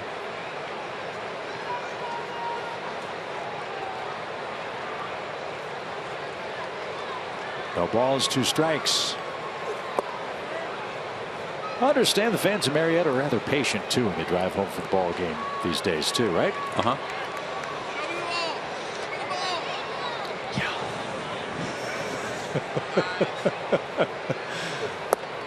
And a late strike 3 call. d'Arnaud with a look back.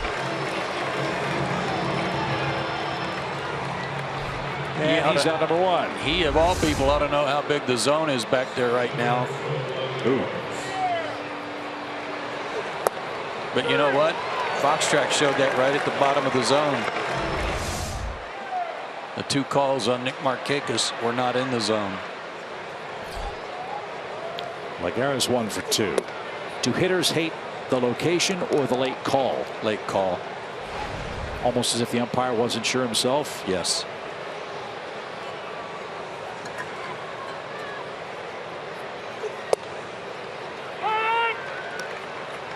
You almost get a little paranoid about it. It's like the catcher caught the ball, the umpire saw it, and then he looked up to see who was hitting. Yeah, you're out of here.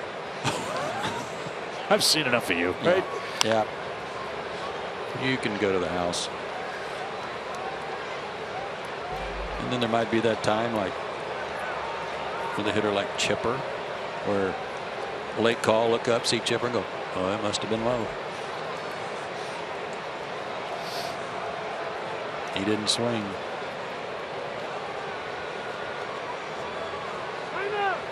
Lagares wants time and gets it.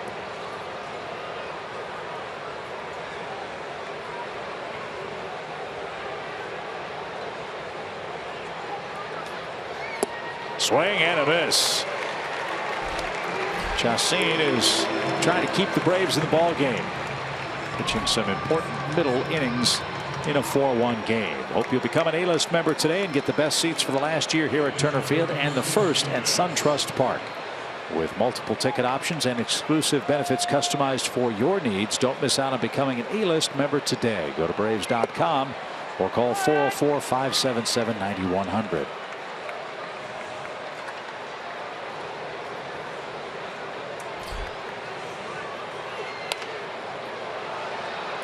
In a way, I hope this is Chacin's last inning, not because he's pitching poorly, but because his spot's due up 5th in the bottom half of the inning. That might mean the Braves have got something cooking.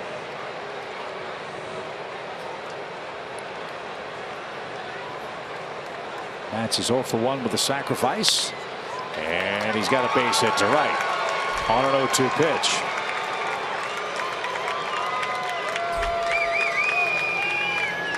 Well, let's get him tired, make him run the bases. And that's going to be the final toss of the night for Jhoulys Chacin.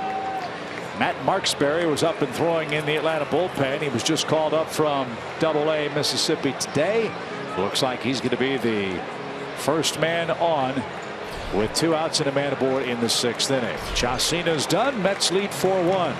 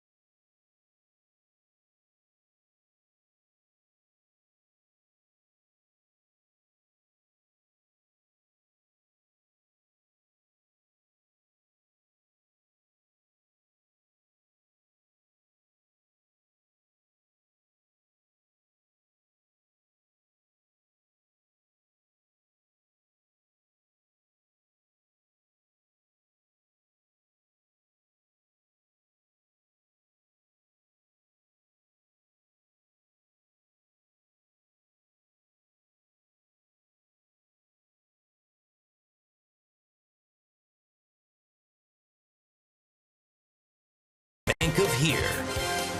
And Xfinity. X1 from Xfinity will change the way you experience sports. Chip and Joe with you from Turner Field. Mets 4, Braves 1. We're in the 6th inning, and it's time for tonight's Toyota Tweet of the Week. Our question this week is, which Braves pitchers impressed you the most, and tell us why. Tweet us at Fox Sports South using hashtag Braves Best Pitcher, and your answer could be read during our Braves Live post-game show. Matt Marksberry debuts for the Braves in 2016, one of 37 pitchers used by Atlanta last year. See the 23 1/3 innings and 16 walks. That's something that has to improve. Good numbers against lefties, though.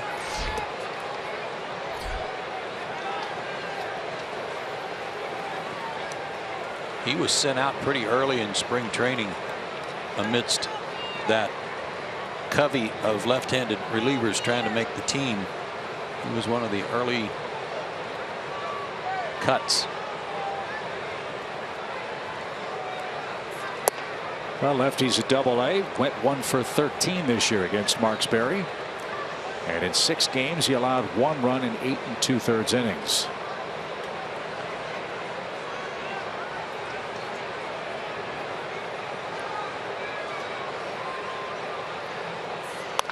Bouncing ball foul by Granderson. 2 balls and a strike.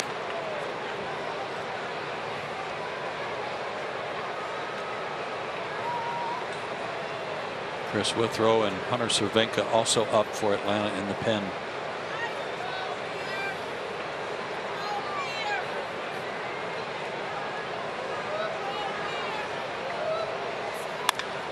Driven to left and playable for Francoeur in the corner, and Marksberry takes care of Curtis Granderson and the Mets in the 6th.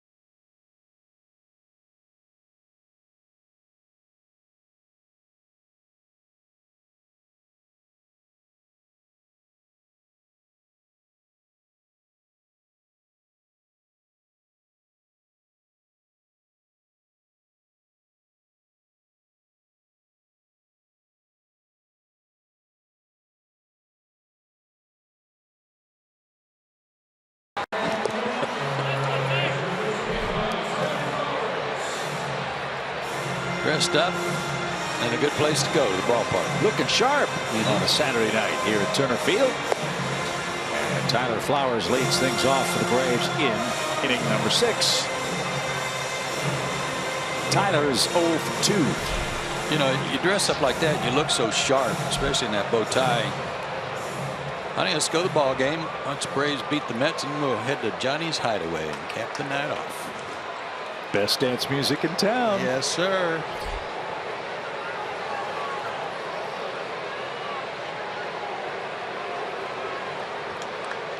Of course, you and I are at the age where we might be the early crowd. Show up after the Morrison's Cafe special. Walk in at 6 o'clock. Head home at 8. No balls at a strike. And Flowers strokes that one to center, and Lagares back 3 or 4 steps, makes the play. And there's out number 1. Time for tonight's Quicken Loans Rocket Arms. Can't think of a more apropos stat to talk about Rocket Arms than these Mets. Harvey averaging 9.3 Ks per 9 innings. DeGrom 9.5. We'll see him tomorrow. There he is. Syndergaard just 10 per 9 innings. Line drive by Francoeur on the first pitch. Jeff has another 2-hit game. And he jumped on the first pitch again. But when you think about these starting pitchers and how many innings the opponent goes without putting the ball in play because of all those strikeouts, they really do reduce the game by innings. Well, we've got 7 Braves strikeouts tonight. That means 2 innings of no contact, and we're in the 6th.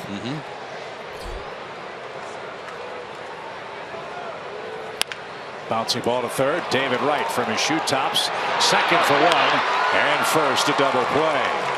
Wright couldn't get much on that throw to second, but Walker cleaned it up, and Nats is through 6. He leads 4-1.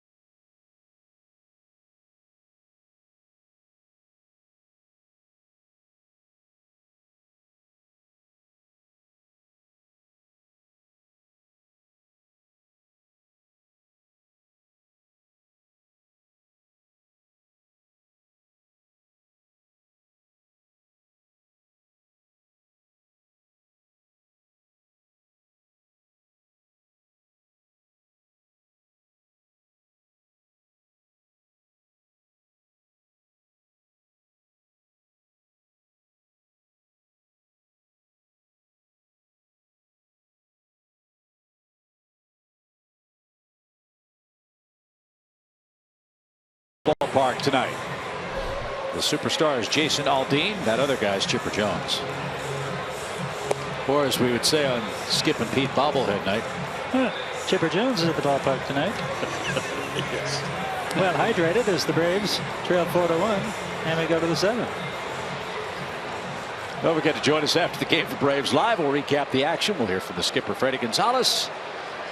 Game 2 of this series. New York is winning it.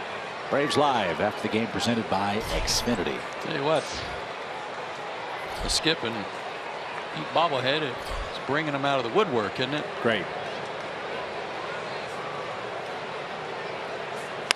David Wright jumps all over that pitch from Mark Sperry, and that's headed for the left field corner. David Wright is on his way for his 2nd double in as many at bats, and he turned on one for the first time. And if I may be, well, let's look at the replay first. Fastball down the middle. If I may be allowed, thank you to the Braves for remembering my dad, and certainly for remembering Pete Van Wieren too. It's a bittersweet day for everybody who loved those 2 men, but what a wonderful memory. And personally, I'm flattered and humbled and grateful that so many people came out for a special night for our family and Pete's as well. Yeah, that's well said, Chip, and we all miss him, and it is a great tribute by the team. Michael Conforto is 2 for 3. We've got a couple of calls too. some of the sound bites, if you want to call them that, from Skip and Pete that will play hopefully over the final couple innings. Yeah, one of them's pretty long, but I so would love to play this radio open that I happen to be sitting next to your dad on. It's one of the classics of all time, and if we have a pitching change or something like that where we've got a little time, we're going to run it because it is hilarious. We got to set the scene a little bit. We're in Miami at the old ballpark. Yeah. Another 700-hour-long rain delay right before the game starts. It's a trillion degrees. The Marlins are terrible. And we've got the pregame show on. You and Dad are getting ready for the game. We're trying to figure out what time we're going to start. Everybody's flustered. Yeah, it didn't interrupt. The rain delay didn't interrupt an inning.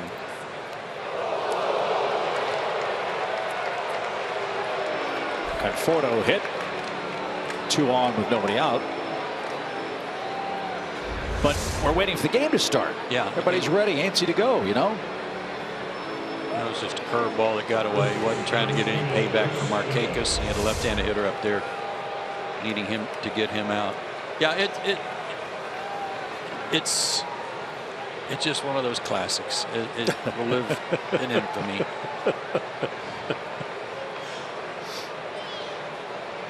Lucas Duda, the batter. Duda's got a sac fly. Let's try to put this one out of reach. They have 2 on, nobody out, and a 4-1 lead. Mark Sperry got Granderson to fly out to end the 6th. David Wright has doubled. Conforto's been hit by a pitch.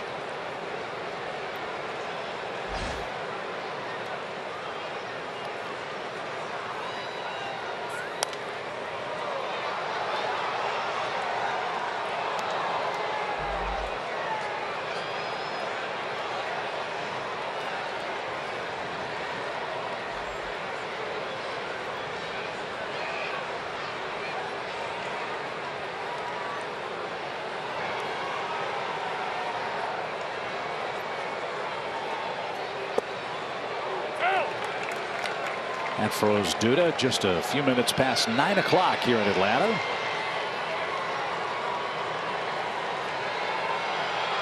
Roger McDowell checking on the status of his bullpen where there is activity, and it is Withrow.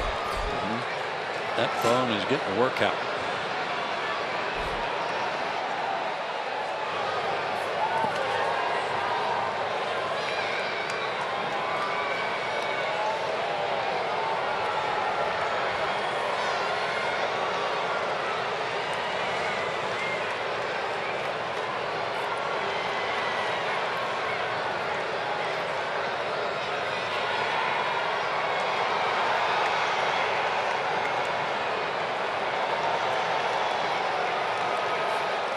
Swing and a miss. Duda didn't get it. Mark Sperry strikes out the Mets first baseman, and the Braves are going to bring on Chris Withrow. All right, so let's set the stage. The Braves are in Miami. What year was this? This had to be Doesn't matter. 06, 07? Yeah, it doesn't something like matter. that. Rainy day. The Braves are getting ready to play the Marlins. Delayed about 45 minutes to an hour.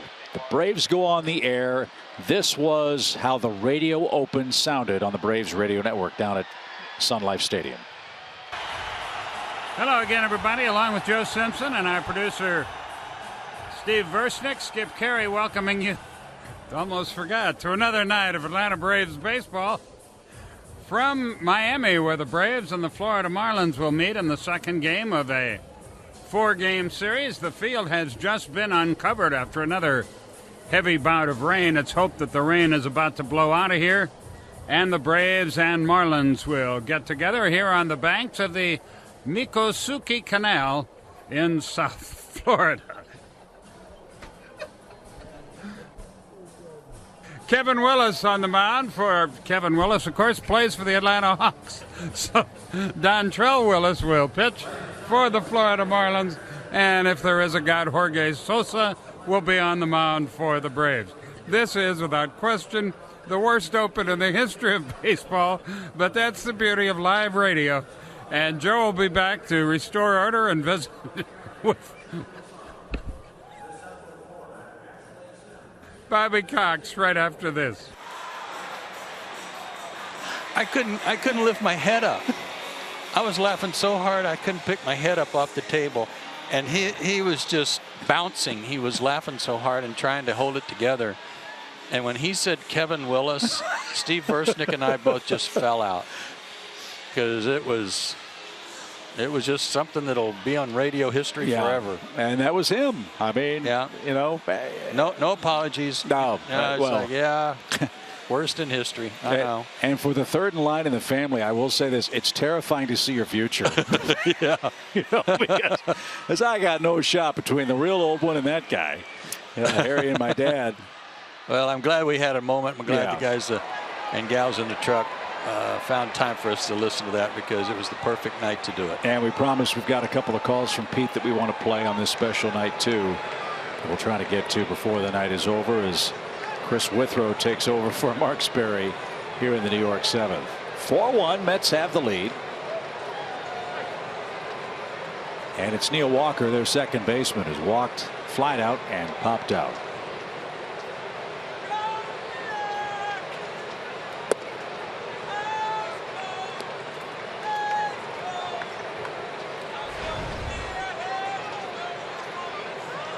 Withrow pitched in 2 of the games against the Dodgers and went a total of 1 inning.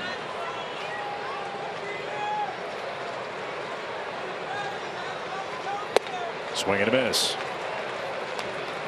This is his 7th appearance in 11 days. As we said, the Braves bullpen on average over the last 7 games had to pick up 4 innings a game.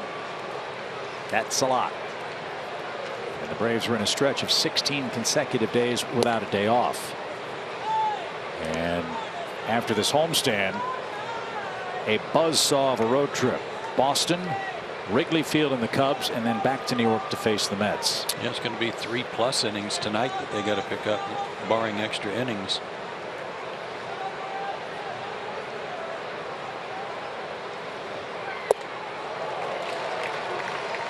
Is that a cutter or a slider? Slider. He's got a good arm.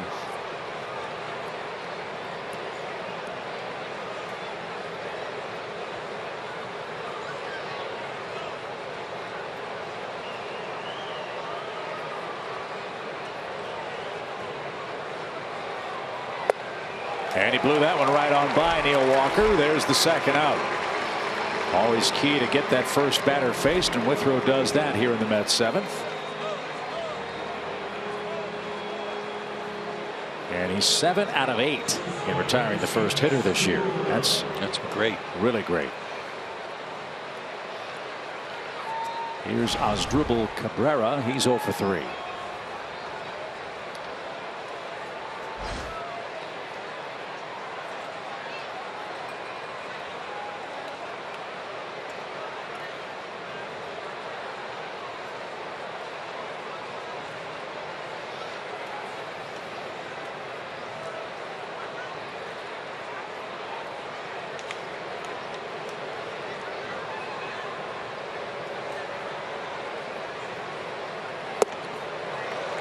He's got everything working tonight.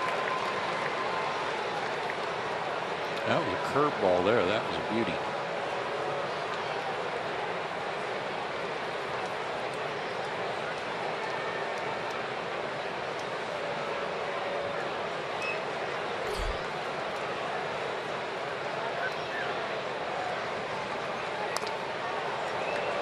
Oh, 0-2.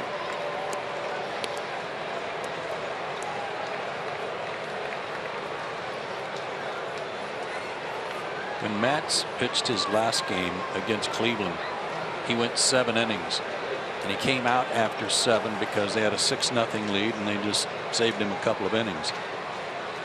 It'll be interesting to see how far Terry Collins goes with him tonight, leading 4-1. They might be able to steal another inning from Mets because the Braves have their 8, 9, and 1 hitters coming up on the lineup card. And then if there's any trouble, go to the pen there, perhaps. And nobody throwing in their pen right now. Nice stop there by Tyler.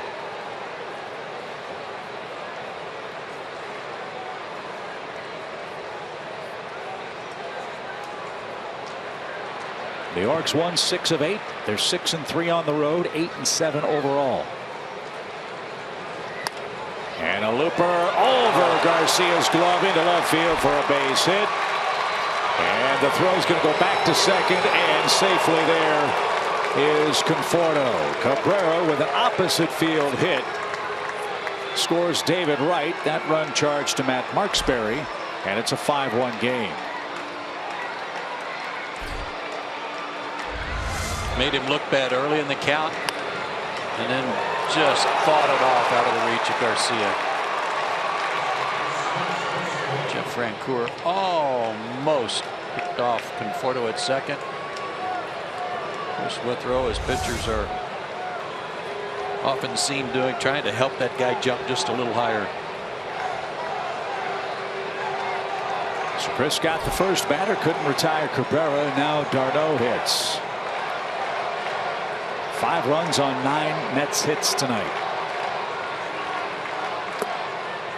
And taking low.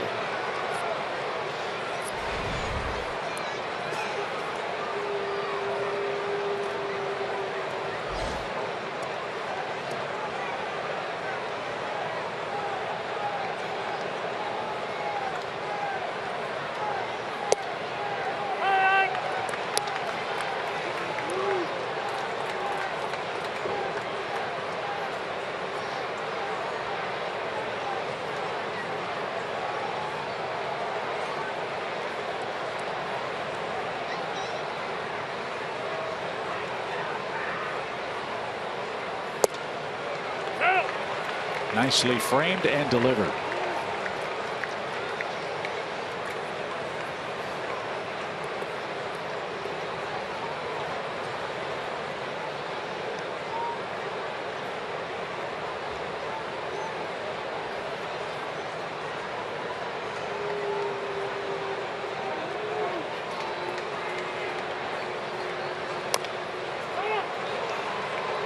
We'll do it again. Darno's one of those guys that really wraps his bat. We talked oftentimes before he was placed on the restricted list about Hector Olivera and how he had the barrel of the bat almost pointed back at the pitcher. Darno's not quite that far, but he's got it wrapped a lot. The difference between he and Olivera would be that Darno doesn't turn that front shoulder and hip and close even more to wrap it even more.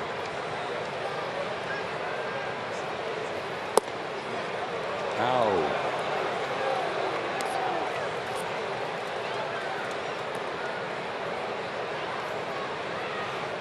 Good pitch. Drew Stubbs had a good look at that from center field, and he's wondering why it wasn't a strike this time. Maybe because Darno complained earlier. 2 balls, 2 strikes. 2 on, 2 out. And that almost hit him. And the runners will be off with the pitch.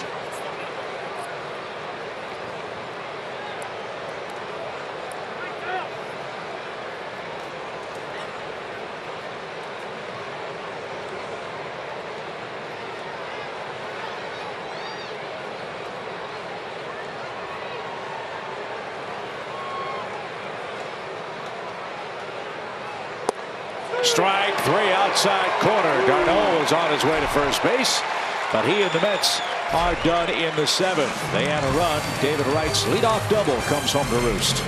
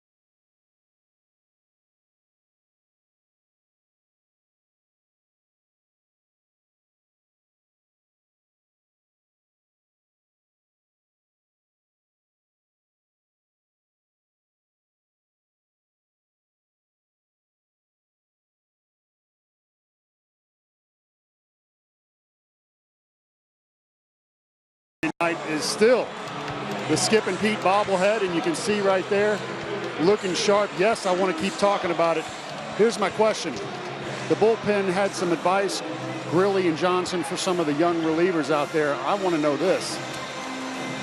Skip Carey, what kind of advice did he give you, Chip, and can you pass that along to Paul Bird, a young broadcaster in the business? Yeah, clear pine tar. No, Dad was really funny. Just be yourself. Yeah, that's really what this is about. It's a personality business. Just be you. And with my dad and Harry, I think they broke the mold. They certainly did fit into that type of advice. 1 ball, no strikes. I think the other thing about Dad and Pete and Ernie Johnson too, there was no question where their loyalties were. They wanted the Braves to win every single game. They wanted every player to hit 320 homers, every pitcher to win 20 games. But they broadcast a lot of games where, and a lot of teams that were not good. And unlike the present situation, the future for some of those 76 and 85 teams wasn't nearly what it is now for the Atlanta Braves.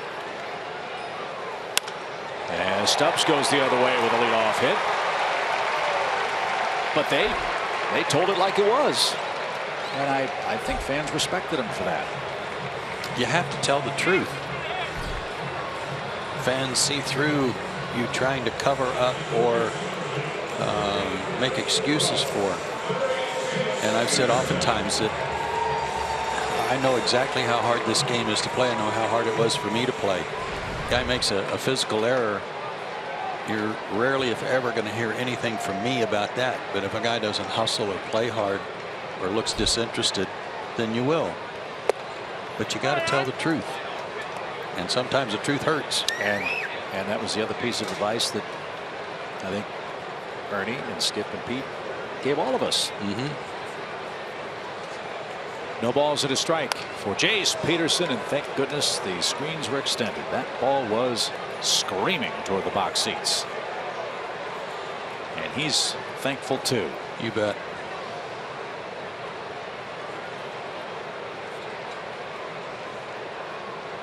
Pitch 91 for Mets. A lot to like with this youngster. Through 94 in that start at Cleveland.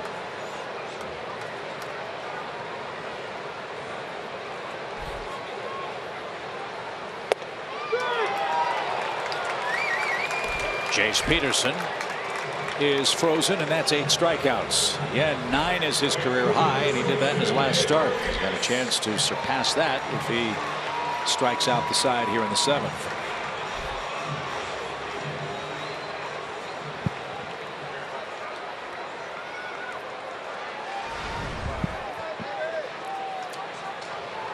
Over 35,000 fans in Atlanta tonight.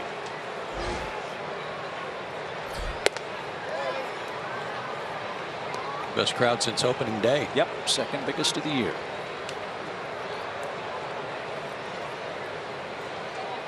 Nick Markakis, the only Brave to score. He was hit by a pitch in the 3rd and came home on Freddie Freeman's double. Runner goes. Darno's throw is off target. And Drew Stubbs, who can really fly, steals second rather easily. Braves had a lot of luck running against Darno last year. And even with a lefty, good jump by Drew. Throw was way off the bag. 3rd one for Drew Stubbs.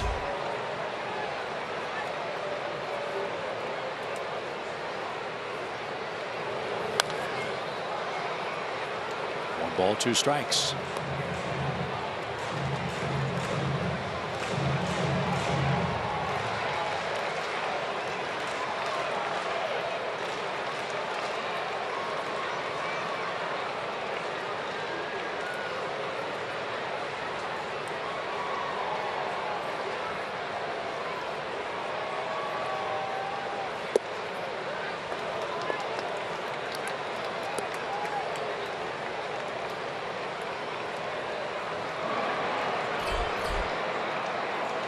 Robles and Blevins are up in the New York bullpen. This figures to be the last inning for Matz.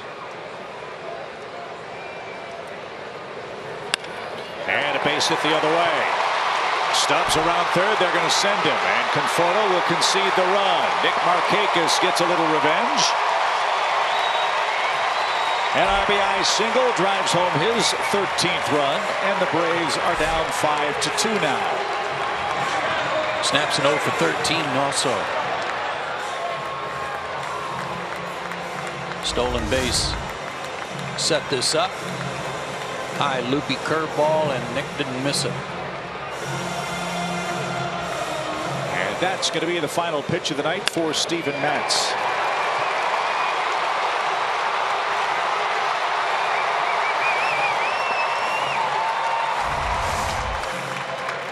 So Steven Matz departs with a 5-2 lead, looking for his second victory of the year. And the Mets go to their bullpen here in the late innings in Atlanta. Well, we can't forget the professor, Pete Van Wieren, who was also part of one of the greatest broadcasting groups in the history of our sport. Back in the day when Dale Murphy and Bob Horner burst on the scene, Pete Van Wieren was at the microphone for one of the great moments in Atlanta Braves history. There are 2 outs in the inning with the bases empty, but nobody's going anywhere because here comes Bob Horner. Reardon delivers. There's a fly ball deep left center field. Right looking up. He did it. He did it. Bob Horner has become the 11th player in baseball history to hit 4 homers in one game.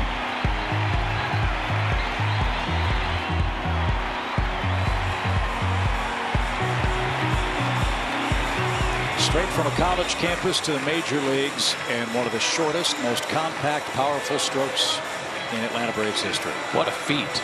And, you know, when I'm hearing Pete call that and say he's the 11th guy to do it, that surprised me when I heard that earlier today, that was the 11th time. But, boy, Bob Horner, here's another one of those guys that were it not for injuries, who knows what he might have been able to accomplish. Always battling, it seemed like, hand and wrist injuries and thumb injuries that kind of cut his career short, but what a stroke. Yeah, he was quite a hitter for the Braves, and Bob Horner actually went to Japan, became a big hitting superstar over in Japan for a couple of years. I think he finished with the St. Louis Cardinals, and with Dale Murphy and the sweet swinging Chris Chambliss. That was the middle of the order for the Atlanta Braves for a number of years. I just love sitting around Skip and Pete and Ernie and listening to stories they would tell about those teams, about the laughs they had covering teams before that, as you said, weren't so good, and things they had to do to try to entertain. They weren't just excellent broadcasters, they were outstanding entertainers in those days. Well, let's pray they don't start thinking about bringing back ostrich races or things like that. Daniel Castro's the batter as Hansel Robles takes over for Steven Matz. 5-2 game. We're in the home 7th.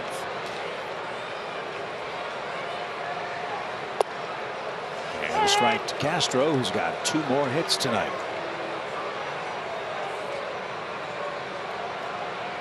Robles warmed up last night but didn't get in the game. Mid-90s fastball, slider, and a change. Slow roller left side. Right cuts it off, flips to second. That's all the Mets get. They force Markakis. And Nick is retired. Castro stands at first. By the way, Daniel tonight with his 8th multi-hit game in 42 major league games played. Impressive. Here's Freddie Freeman. Freddie was kind of looking in the Mets dugout to see if Terry Collins was going to come out to bring in Blevins, but no sign of Terry.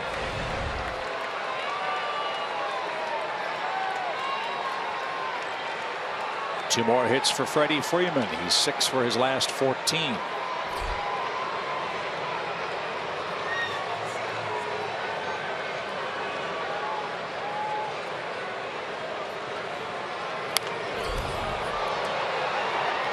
had a good cutter, a 95-mile-an-hour pitch.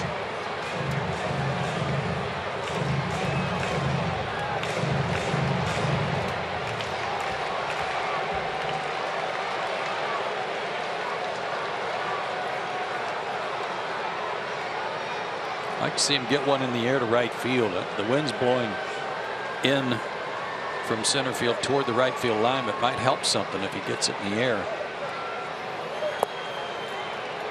Darno smothered that. Even count. Yeah, the wind's been blowing straight in most of the night. Maybe a little swirl and create a wind tunnel with the help of the right field stands. Perfect night, 72 degrees at first pitch.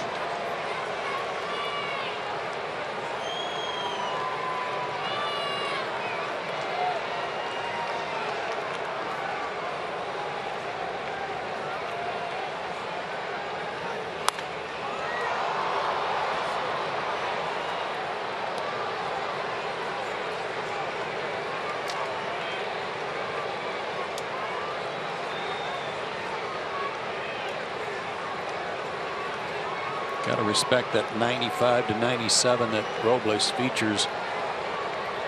But if he wants to try and trick Freddie and make a mistake with that breaking ball, that'd be okay.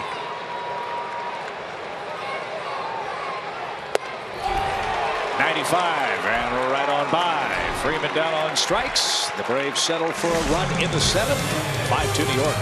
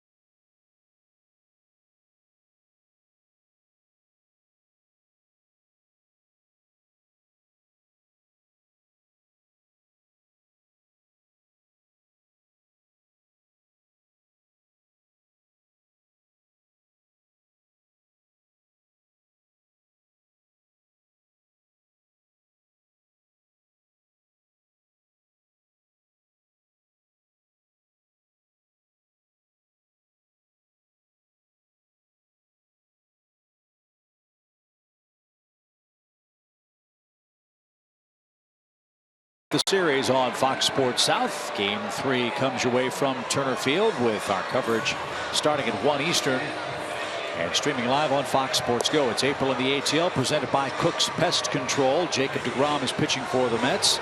And I think it's safe to say, Joe, we can now eliminate one of 3 possible names for the assignment tomorrow for Atlanta. Yeah, there was an outside chance that Ryan Weber might have been the guy to get the call. But he's going to work out of the bullpen tonight, which eliminates that possibility for tomorrow. Great work in relief, long relief against the Dodgers on Tuesday. Picked up his first major league win with 3 2/3 innings of 1 run, no walk, 4 strikeout baseball. It was excellent. And he will face Juan Lagares, who leads off the Mets 8th. Lagares is 1 for 3. Got the start tonight because Cespedes has that sore hip. We'll see if Yoenis Cespedes can play here tomorrow. New York got 2 first-inning runs. That's been a big feature of their offense this entire road trip. They added 2 in the 4th inning off Ulysse Chacin. A 2-out walk to Granderson brought David Wright to the plate, and he doubled home Darno and Granderson. Matt Marksberry gave up a run in the New York 7th. Lagares is out on a ground ball to 3rd, and Weber gets the leadoff man. 1 down. Yeah, and only one of those runs in the 1st inning was earned.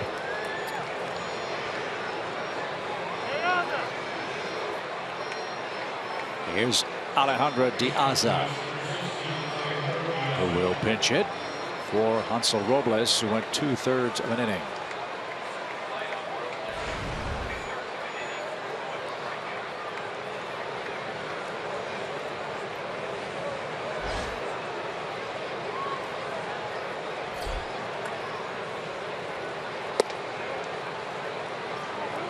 Diaza's been around. I believe he was with Baltimore last year.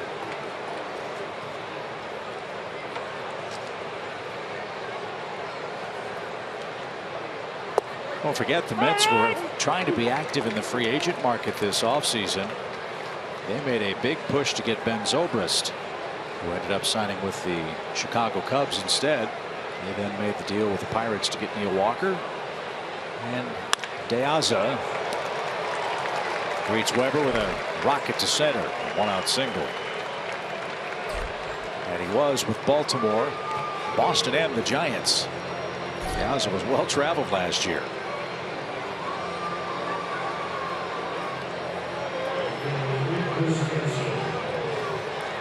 So back to the top, and Curtis Granderson.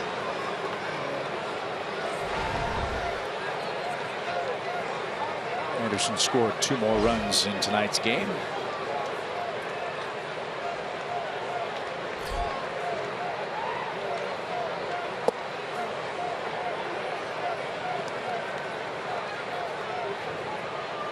Anderson now tied with Cespedes for the team lead in runs. He has scored 11.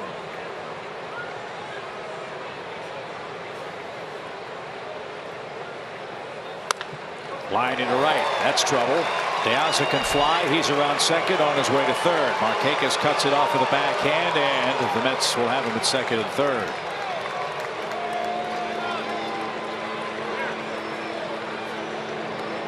Granderson was fooled, but he kept his hands back long enough to pull this ball. Something down. And when you look at his setup, I mean, his shoulders are pointing straight down. He's got that front shoulder so low that anything down in the zone, he's just going to drop the barrel on it and rake it. Granderson's a career .226 hitter against the Braves. He has 40 lifetime hits. It feels like he's got all 40 of them in these 2 games. I know. David Wright was in the throes of a slump until tonight. He's had doubles in his last 2 at-bats, 2 RBIs and a run scored. And he got buzzed. Boy, how did that miss him?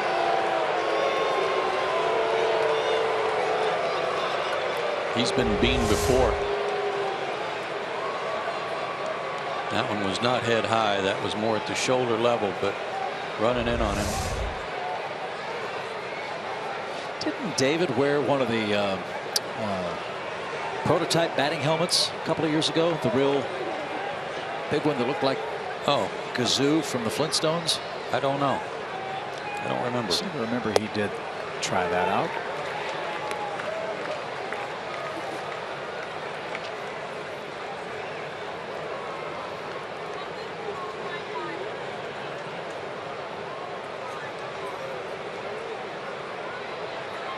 One ball, one strike.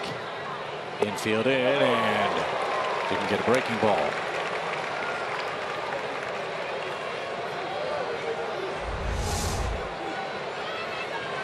Yeah, David Wright did. He missed a hanging curve there. On the helmet. Yeah, big protective helmet. And he struck out. Late call again. And Wright's going to grumble yet again to John Tumpane, who's been hearing it from both clubs tonight. Nick Markakis has grumbled. Darno, David Wright. 2 outs. Target was in. The pitch was away. It was a strike. In terms of Fox tracks, it just didn't look very pretty to David Wright from where he was standing because of where Flowers had been set up.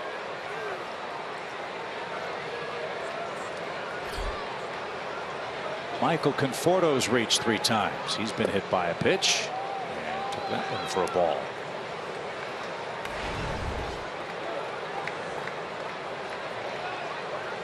Weber's got to make a good pitch here and get out of this inning. The Braves want to catch up. 3 runs is not insurmountable, but 5 might be.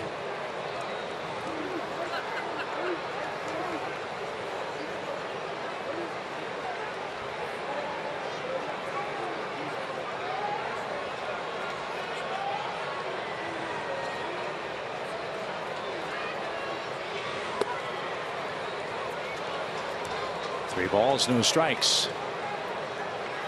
Another lefty on deck.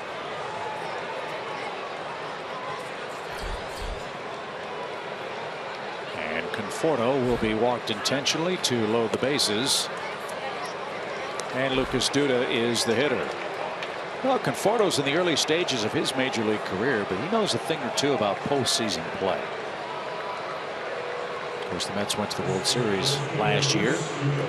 But he's the 3rd player in history to play in the Little League World Series, the College World Series, and, as our producer Brian Woodrum says, the World Series series.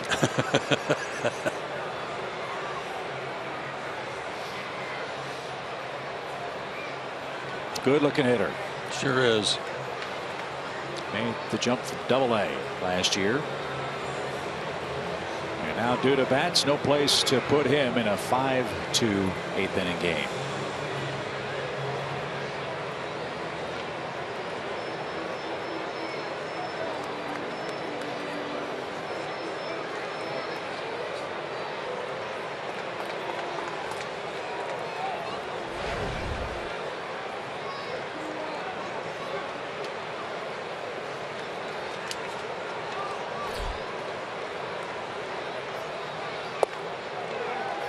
Just missed. Ball 1.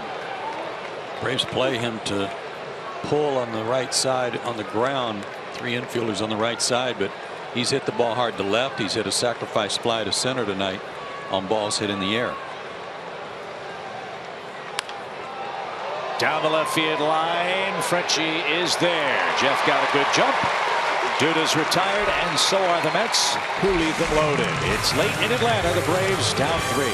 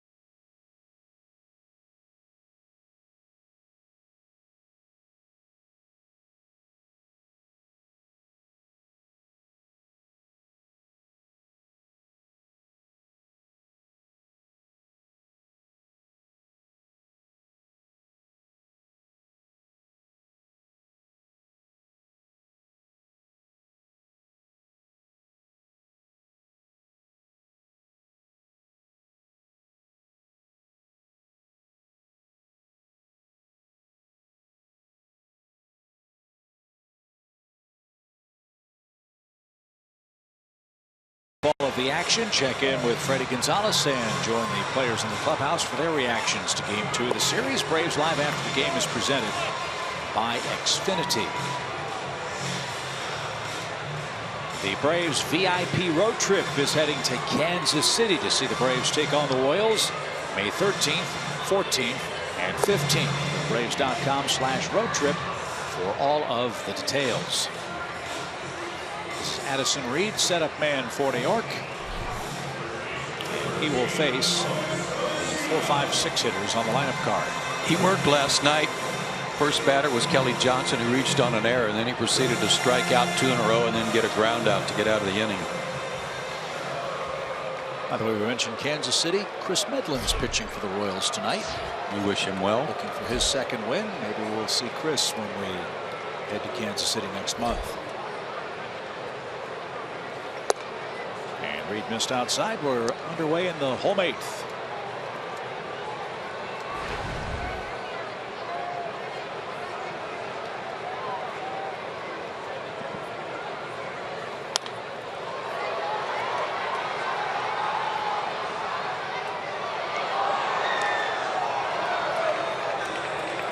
Alejandro De Aza has stayed in the game for the Mets. He takes over for Michael Conforto.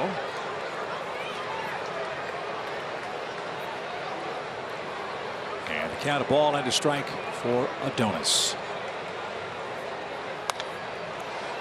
Chip, we've been talking mostly during this homestand about the Braves cracking out quite a few hits. 10 against Kershaw. They had 10 last night. They've got 9 tonight. The difference is, and that's all well and good, but you really got to string a bunch together to put some crooked numbers, as they say, on the board for the scoreboard. Yeah. When you don't have the quick strike long ball working for you, man, is it frustrating when you're getting all these hits and not scoring enough runs. I've got the Braves 1 for 6 with runners in scoring position tonight. So again, it's not for lack of opportunities, but they haven't gotten a big hit. And you're right.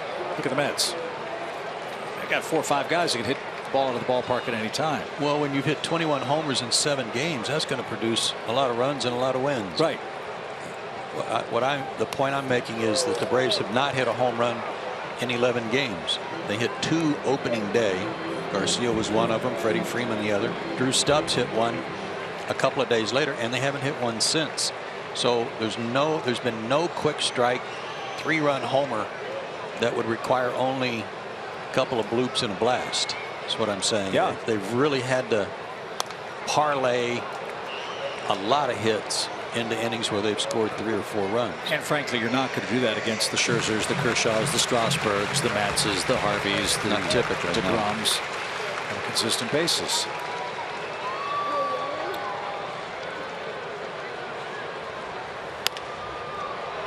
Popped out of play, foul, 2 balls, 2 strikes, and the Braves know that. I mean, Freddie Gonzalez has talked about that. This is not a team that is built like the 27 Yankees.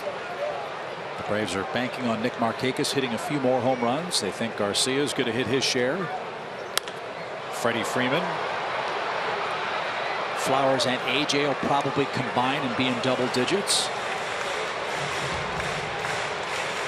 But quite honestly, that's about it as far as the power threats consistently in the lineup. And Francoeur when he's in there with left-handed pitching.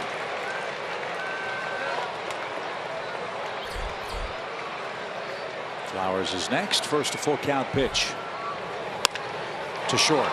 Cabrera backhand off the heel of his glove, but he recovered in time. And there's out number 1. Time for our Synovus Greatness Made Here feature. Tyler Flowers is tonight's subject.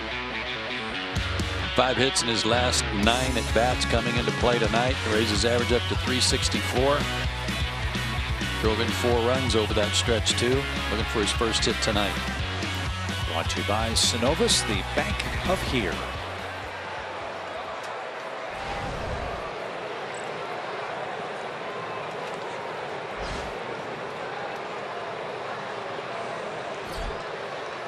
Downstairs for Tyler, 1 ball, no strikes.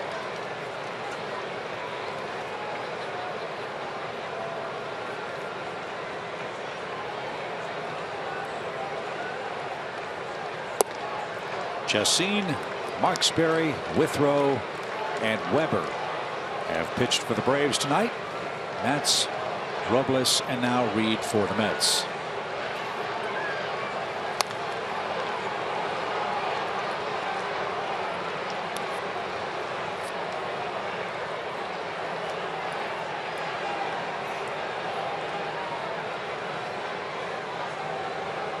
Job by Weber to get out of the 8th inning with that fly out.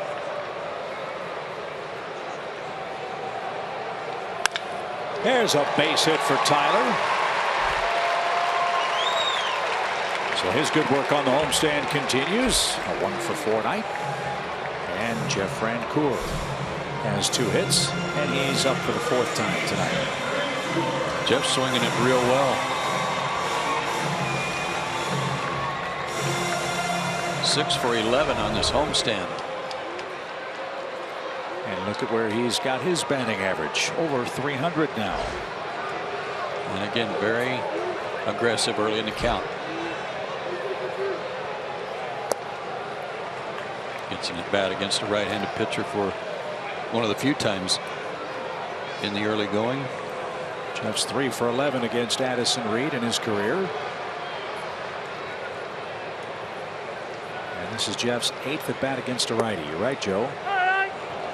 He's looking for his first hit.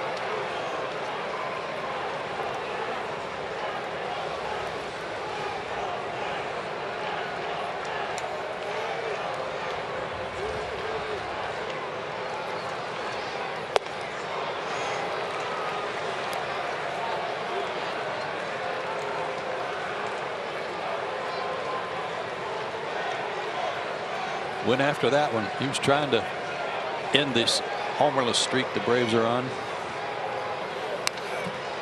Another good cut.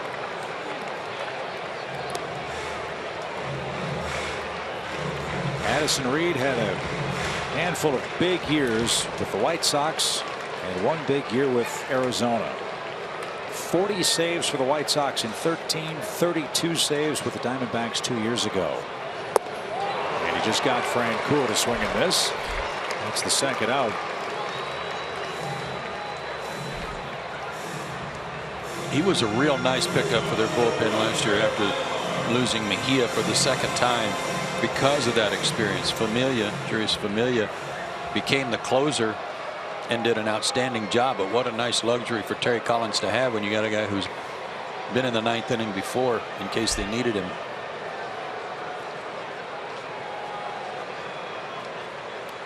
So 2 outs. Ibar is up.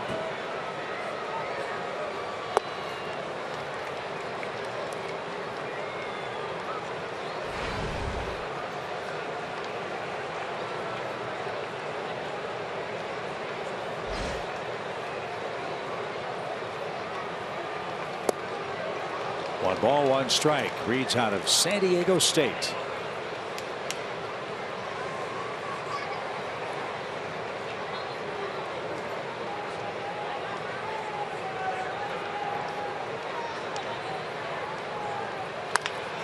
Bouncing ball right side, and the throw to first is in time, and that'll retire the side. Braves get a hit from Tyler Flowers, and that's it. We go to the 9th, 5-2.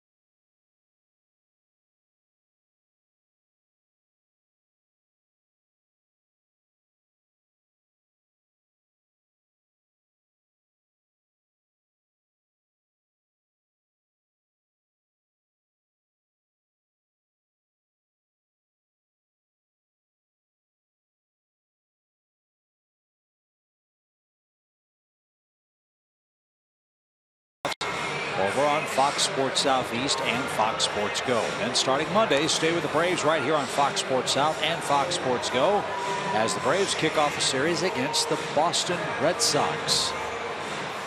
That's a great idea, and you and I will do our part. We'll have some sweet tea flowing Monday. You bet. Hawks are up 2-1, right? Yes.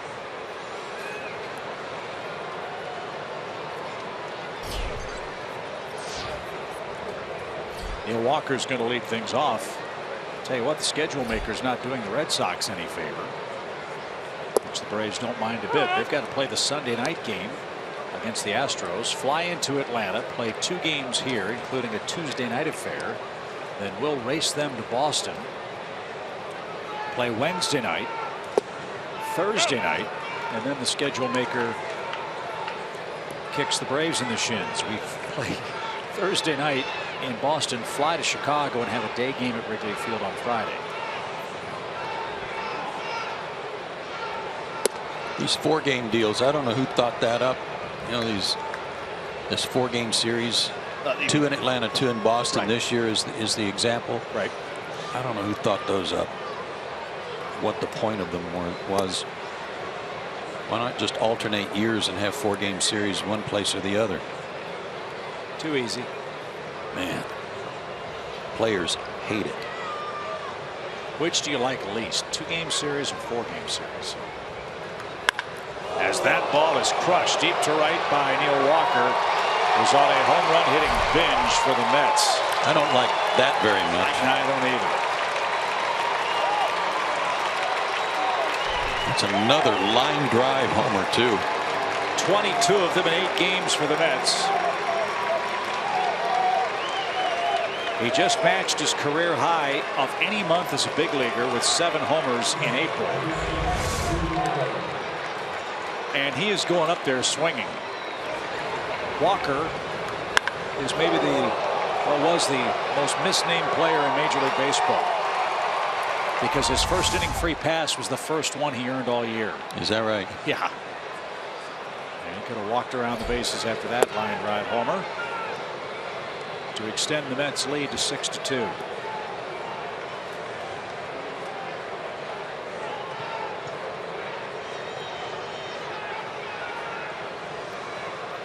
To answer your question, I prefer 4-game series over 2-game series.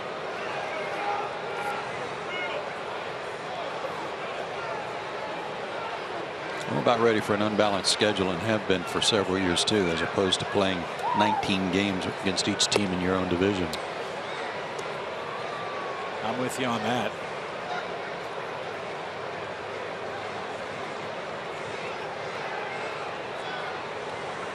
2 balls and a strike. Another shot deep to right field. And that one's going to carry out. The wind's blowing everything out toward that corner, and the Mets have gone back to back, something they've done a lot on this road trip. They had 3 games in a row where they had back-to-back homers. They've got another one here in the 9th as Walker and Cabrera go deep. It's Cabrera's first.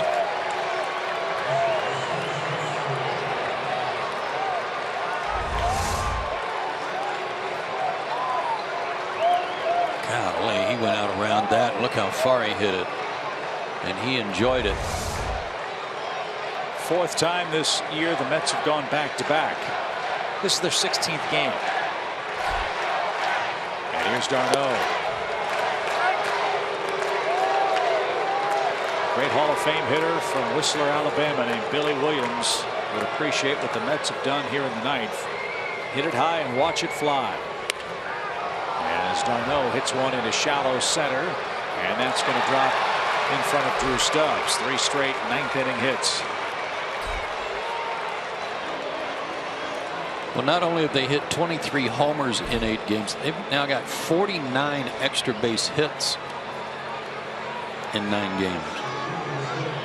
8 games, rather. Well, if they hit like this all year with their pitching, it's going to be quite a race between the Mets and the Nationals in the East. And again, they don't hook up for a few more weeks. No, I didn't see this coming.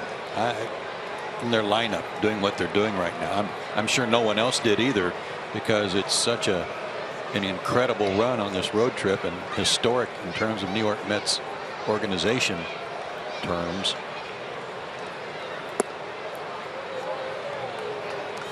I mean, they've got some pop in their lineup, certainly, but it's hard to expect something like this out of them. 7 runs on 14 hits for New York.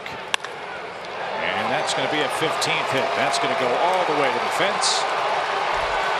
And Darno's going to streak around third. He's going to score. Lagares on his way to third with a sliding triple.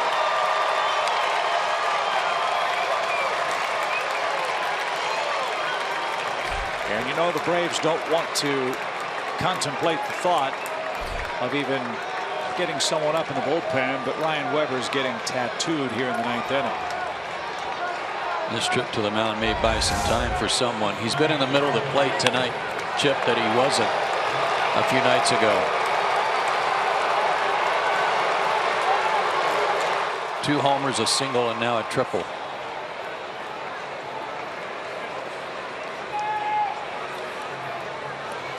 Checking the bullpen, no one throwing. 2 homers, a single, and a triple in the New York 9th.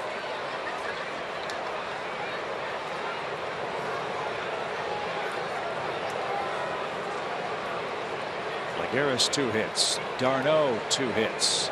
Cabrera 2 hits. Walker on base twice with a homer. Conforto right 2 hits. Anderson 2 hits. The only guy that doesn't have a hit for the Mets is Lucas Duda tonight. But he drove in their first run. Yep.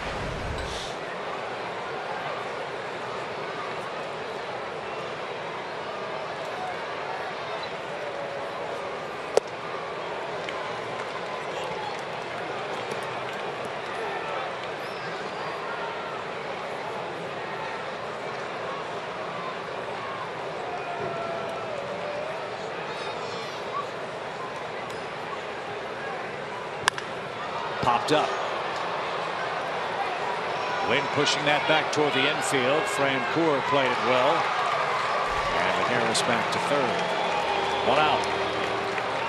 Follow Braves baseball live with the MLB.com at Bat app. Stay up to the moment at any moment with Game Day, live game video highlights, StatCast news and more. Download MLB.com at Bat, the #1 app for live baseball on your phone and your tablet. Tonight's a good example of what we talk about quite often, Chip, about a pitcher who has to hit his spots. This guy's, you know, if he crosses a fine line where he's not hitting his spots and gets too much of the plate, he's going to get hit hard. And that's Ryan Weber. He's got good stuff. He's got a good curveball, but if he throws even the curveball in the middle of the plate, it's going to get hit. Not as sharp tonight as he was a few nights ago, and the hitters let him know that.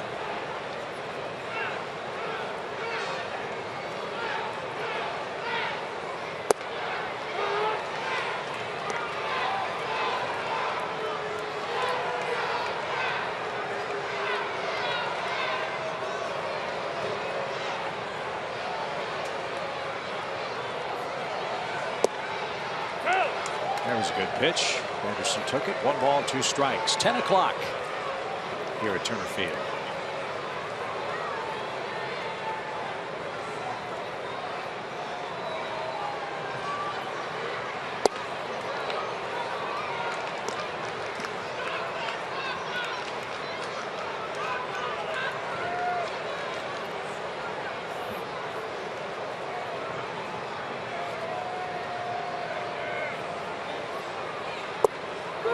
Anderson was full, took strike 3, 2 outs. And it's time for tonight's Toyota Key play. A big night for Mets third baseman David Wright. Started off a little slow, and then, boy, he picked up the pace. A double in the 4th inning. Plated 2 runs. He also had a double in the 7th and scored a run. One of the game's great ambassadors, David Wright. And while he's hurt the Braves tonight. It's good for the game that he's back and playing well again.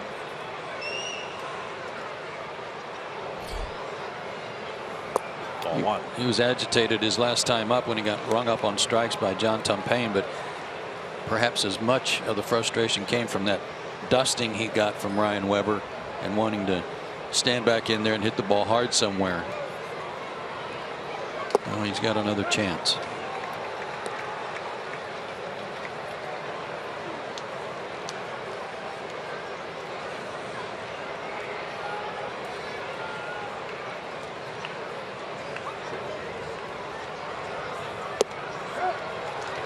Best sequence of pitches he's had tonight. Change up, a couple of good curveballs to Granderson. Some more good off-speed pitches here to right.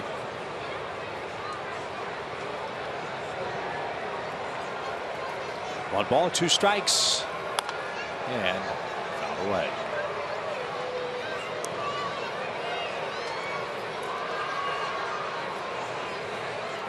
David from Norfolk, Virginia. There have been some great players come out of that area of the country. Not the Uptons. David Wright from Hickory, Virginia High School, just struck out in the ninth inning. Boy, did the Mets strike big. Back-to-back homers by Walker and Cabrera, part of a three-run ninth.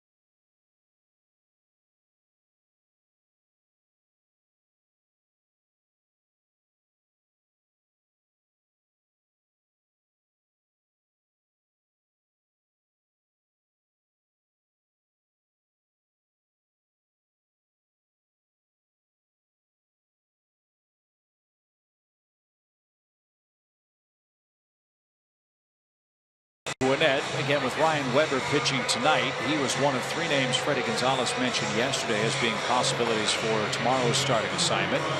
Aaron Blair was one of them. Mike Fultonevich another. Either one giving up a lot of hits. You look at those batting averages, and Aaron Blair coming off a start where he had a no-hitter for 7 innings his last time out. So no announcement as of yet as to who will be starting. It might be somebody else.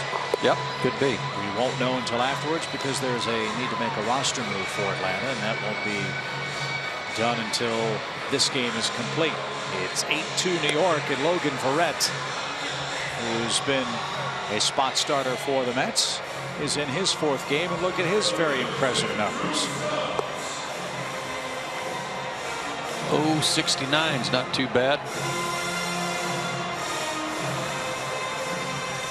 90-mile-an-hour fastball, slider, changeup, and an occasional curve. Normally, you see somebody throwing 89 to 91, you figure good sinker.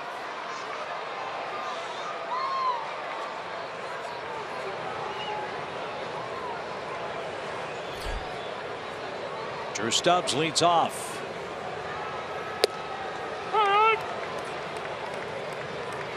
All about DeGrom and Zach Wheeler and Matt Harvey and Noah Syndergaard. May not know much about Logan Verrett, who's out of Corpus Christi, Texas. And a line drive to center. There's the first out. Alex Smith grabs a bat.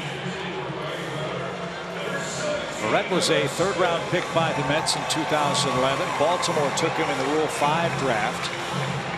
Then Texas claimed him off waivers in 2015. The Rangers returned him to the Mets on May 4th. And Verrett pitched in 14 games to a 3.03 ERA last year.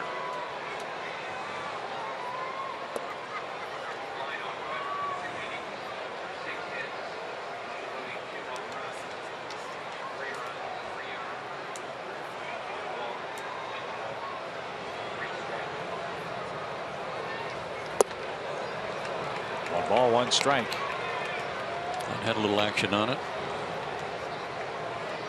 Verrett started April 13th and the 19th. 9 hits in 12 innings. No runs allowed in those spot starts for New York.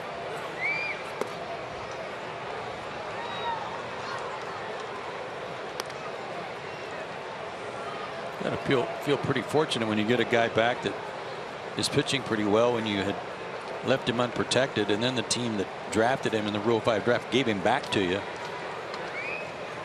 That's found money. Yep.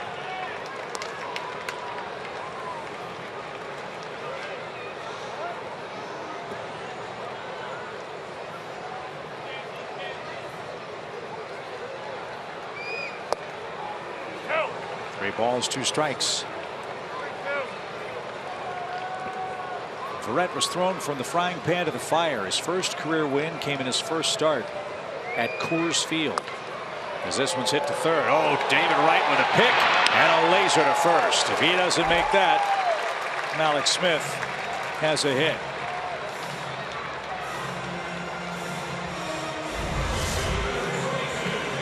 What a play. He got a little extra on this throw too. A little crow hop, still that same low sidearm action to first, but that one had a little more zip on it. That's another pretty good example of why it's hard to hit 300 in the big leagues. It's not just the outstanding pitching, but good defenders all around. Nick Markakis will try to keep it alive with 2 outs. But finish that story on Logan Verrett. His first start in the big leagues at Coors Field. Terrible place to pitch, right? Right. All he did was go 8 innings.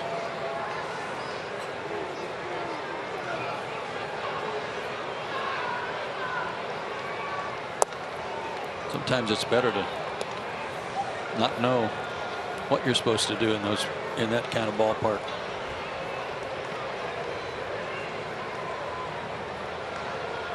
Verrett went to Baylor University.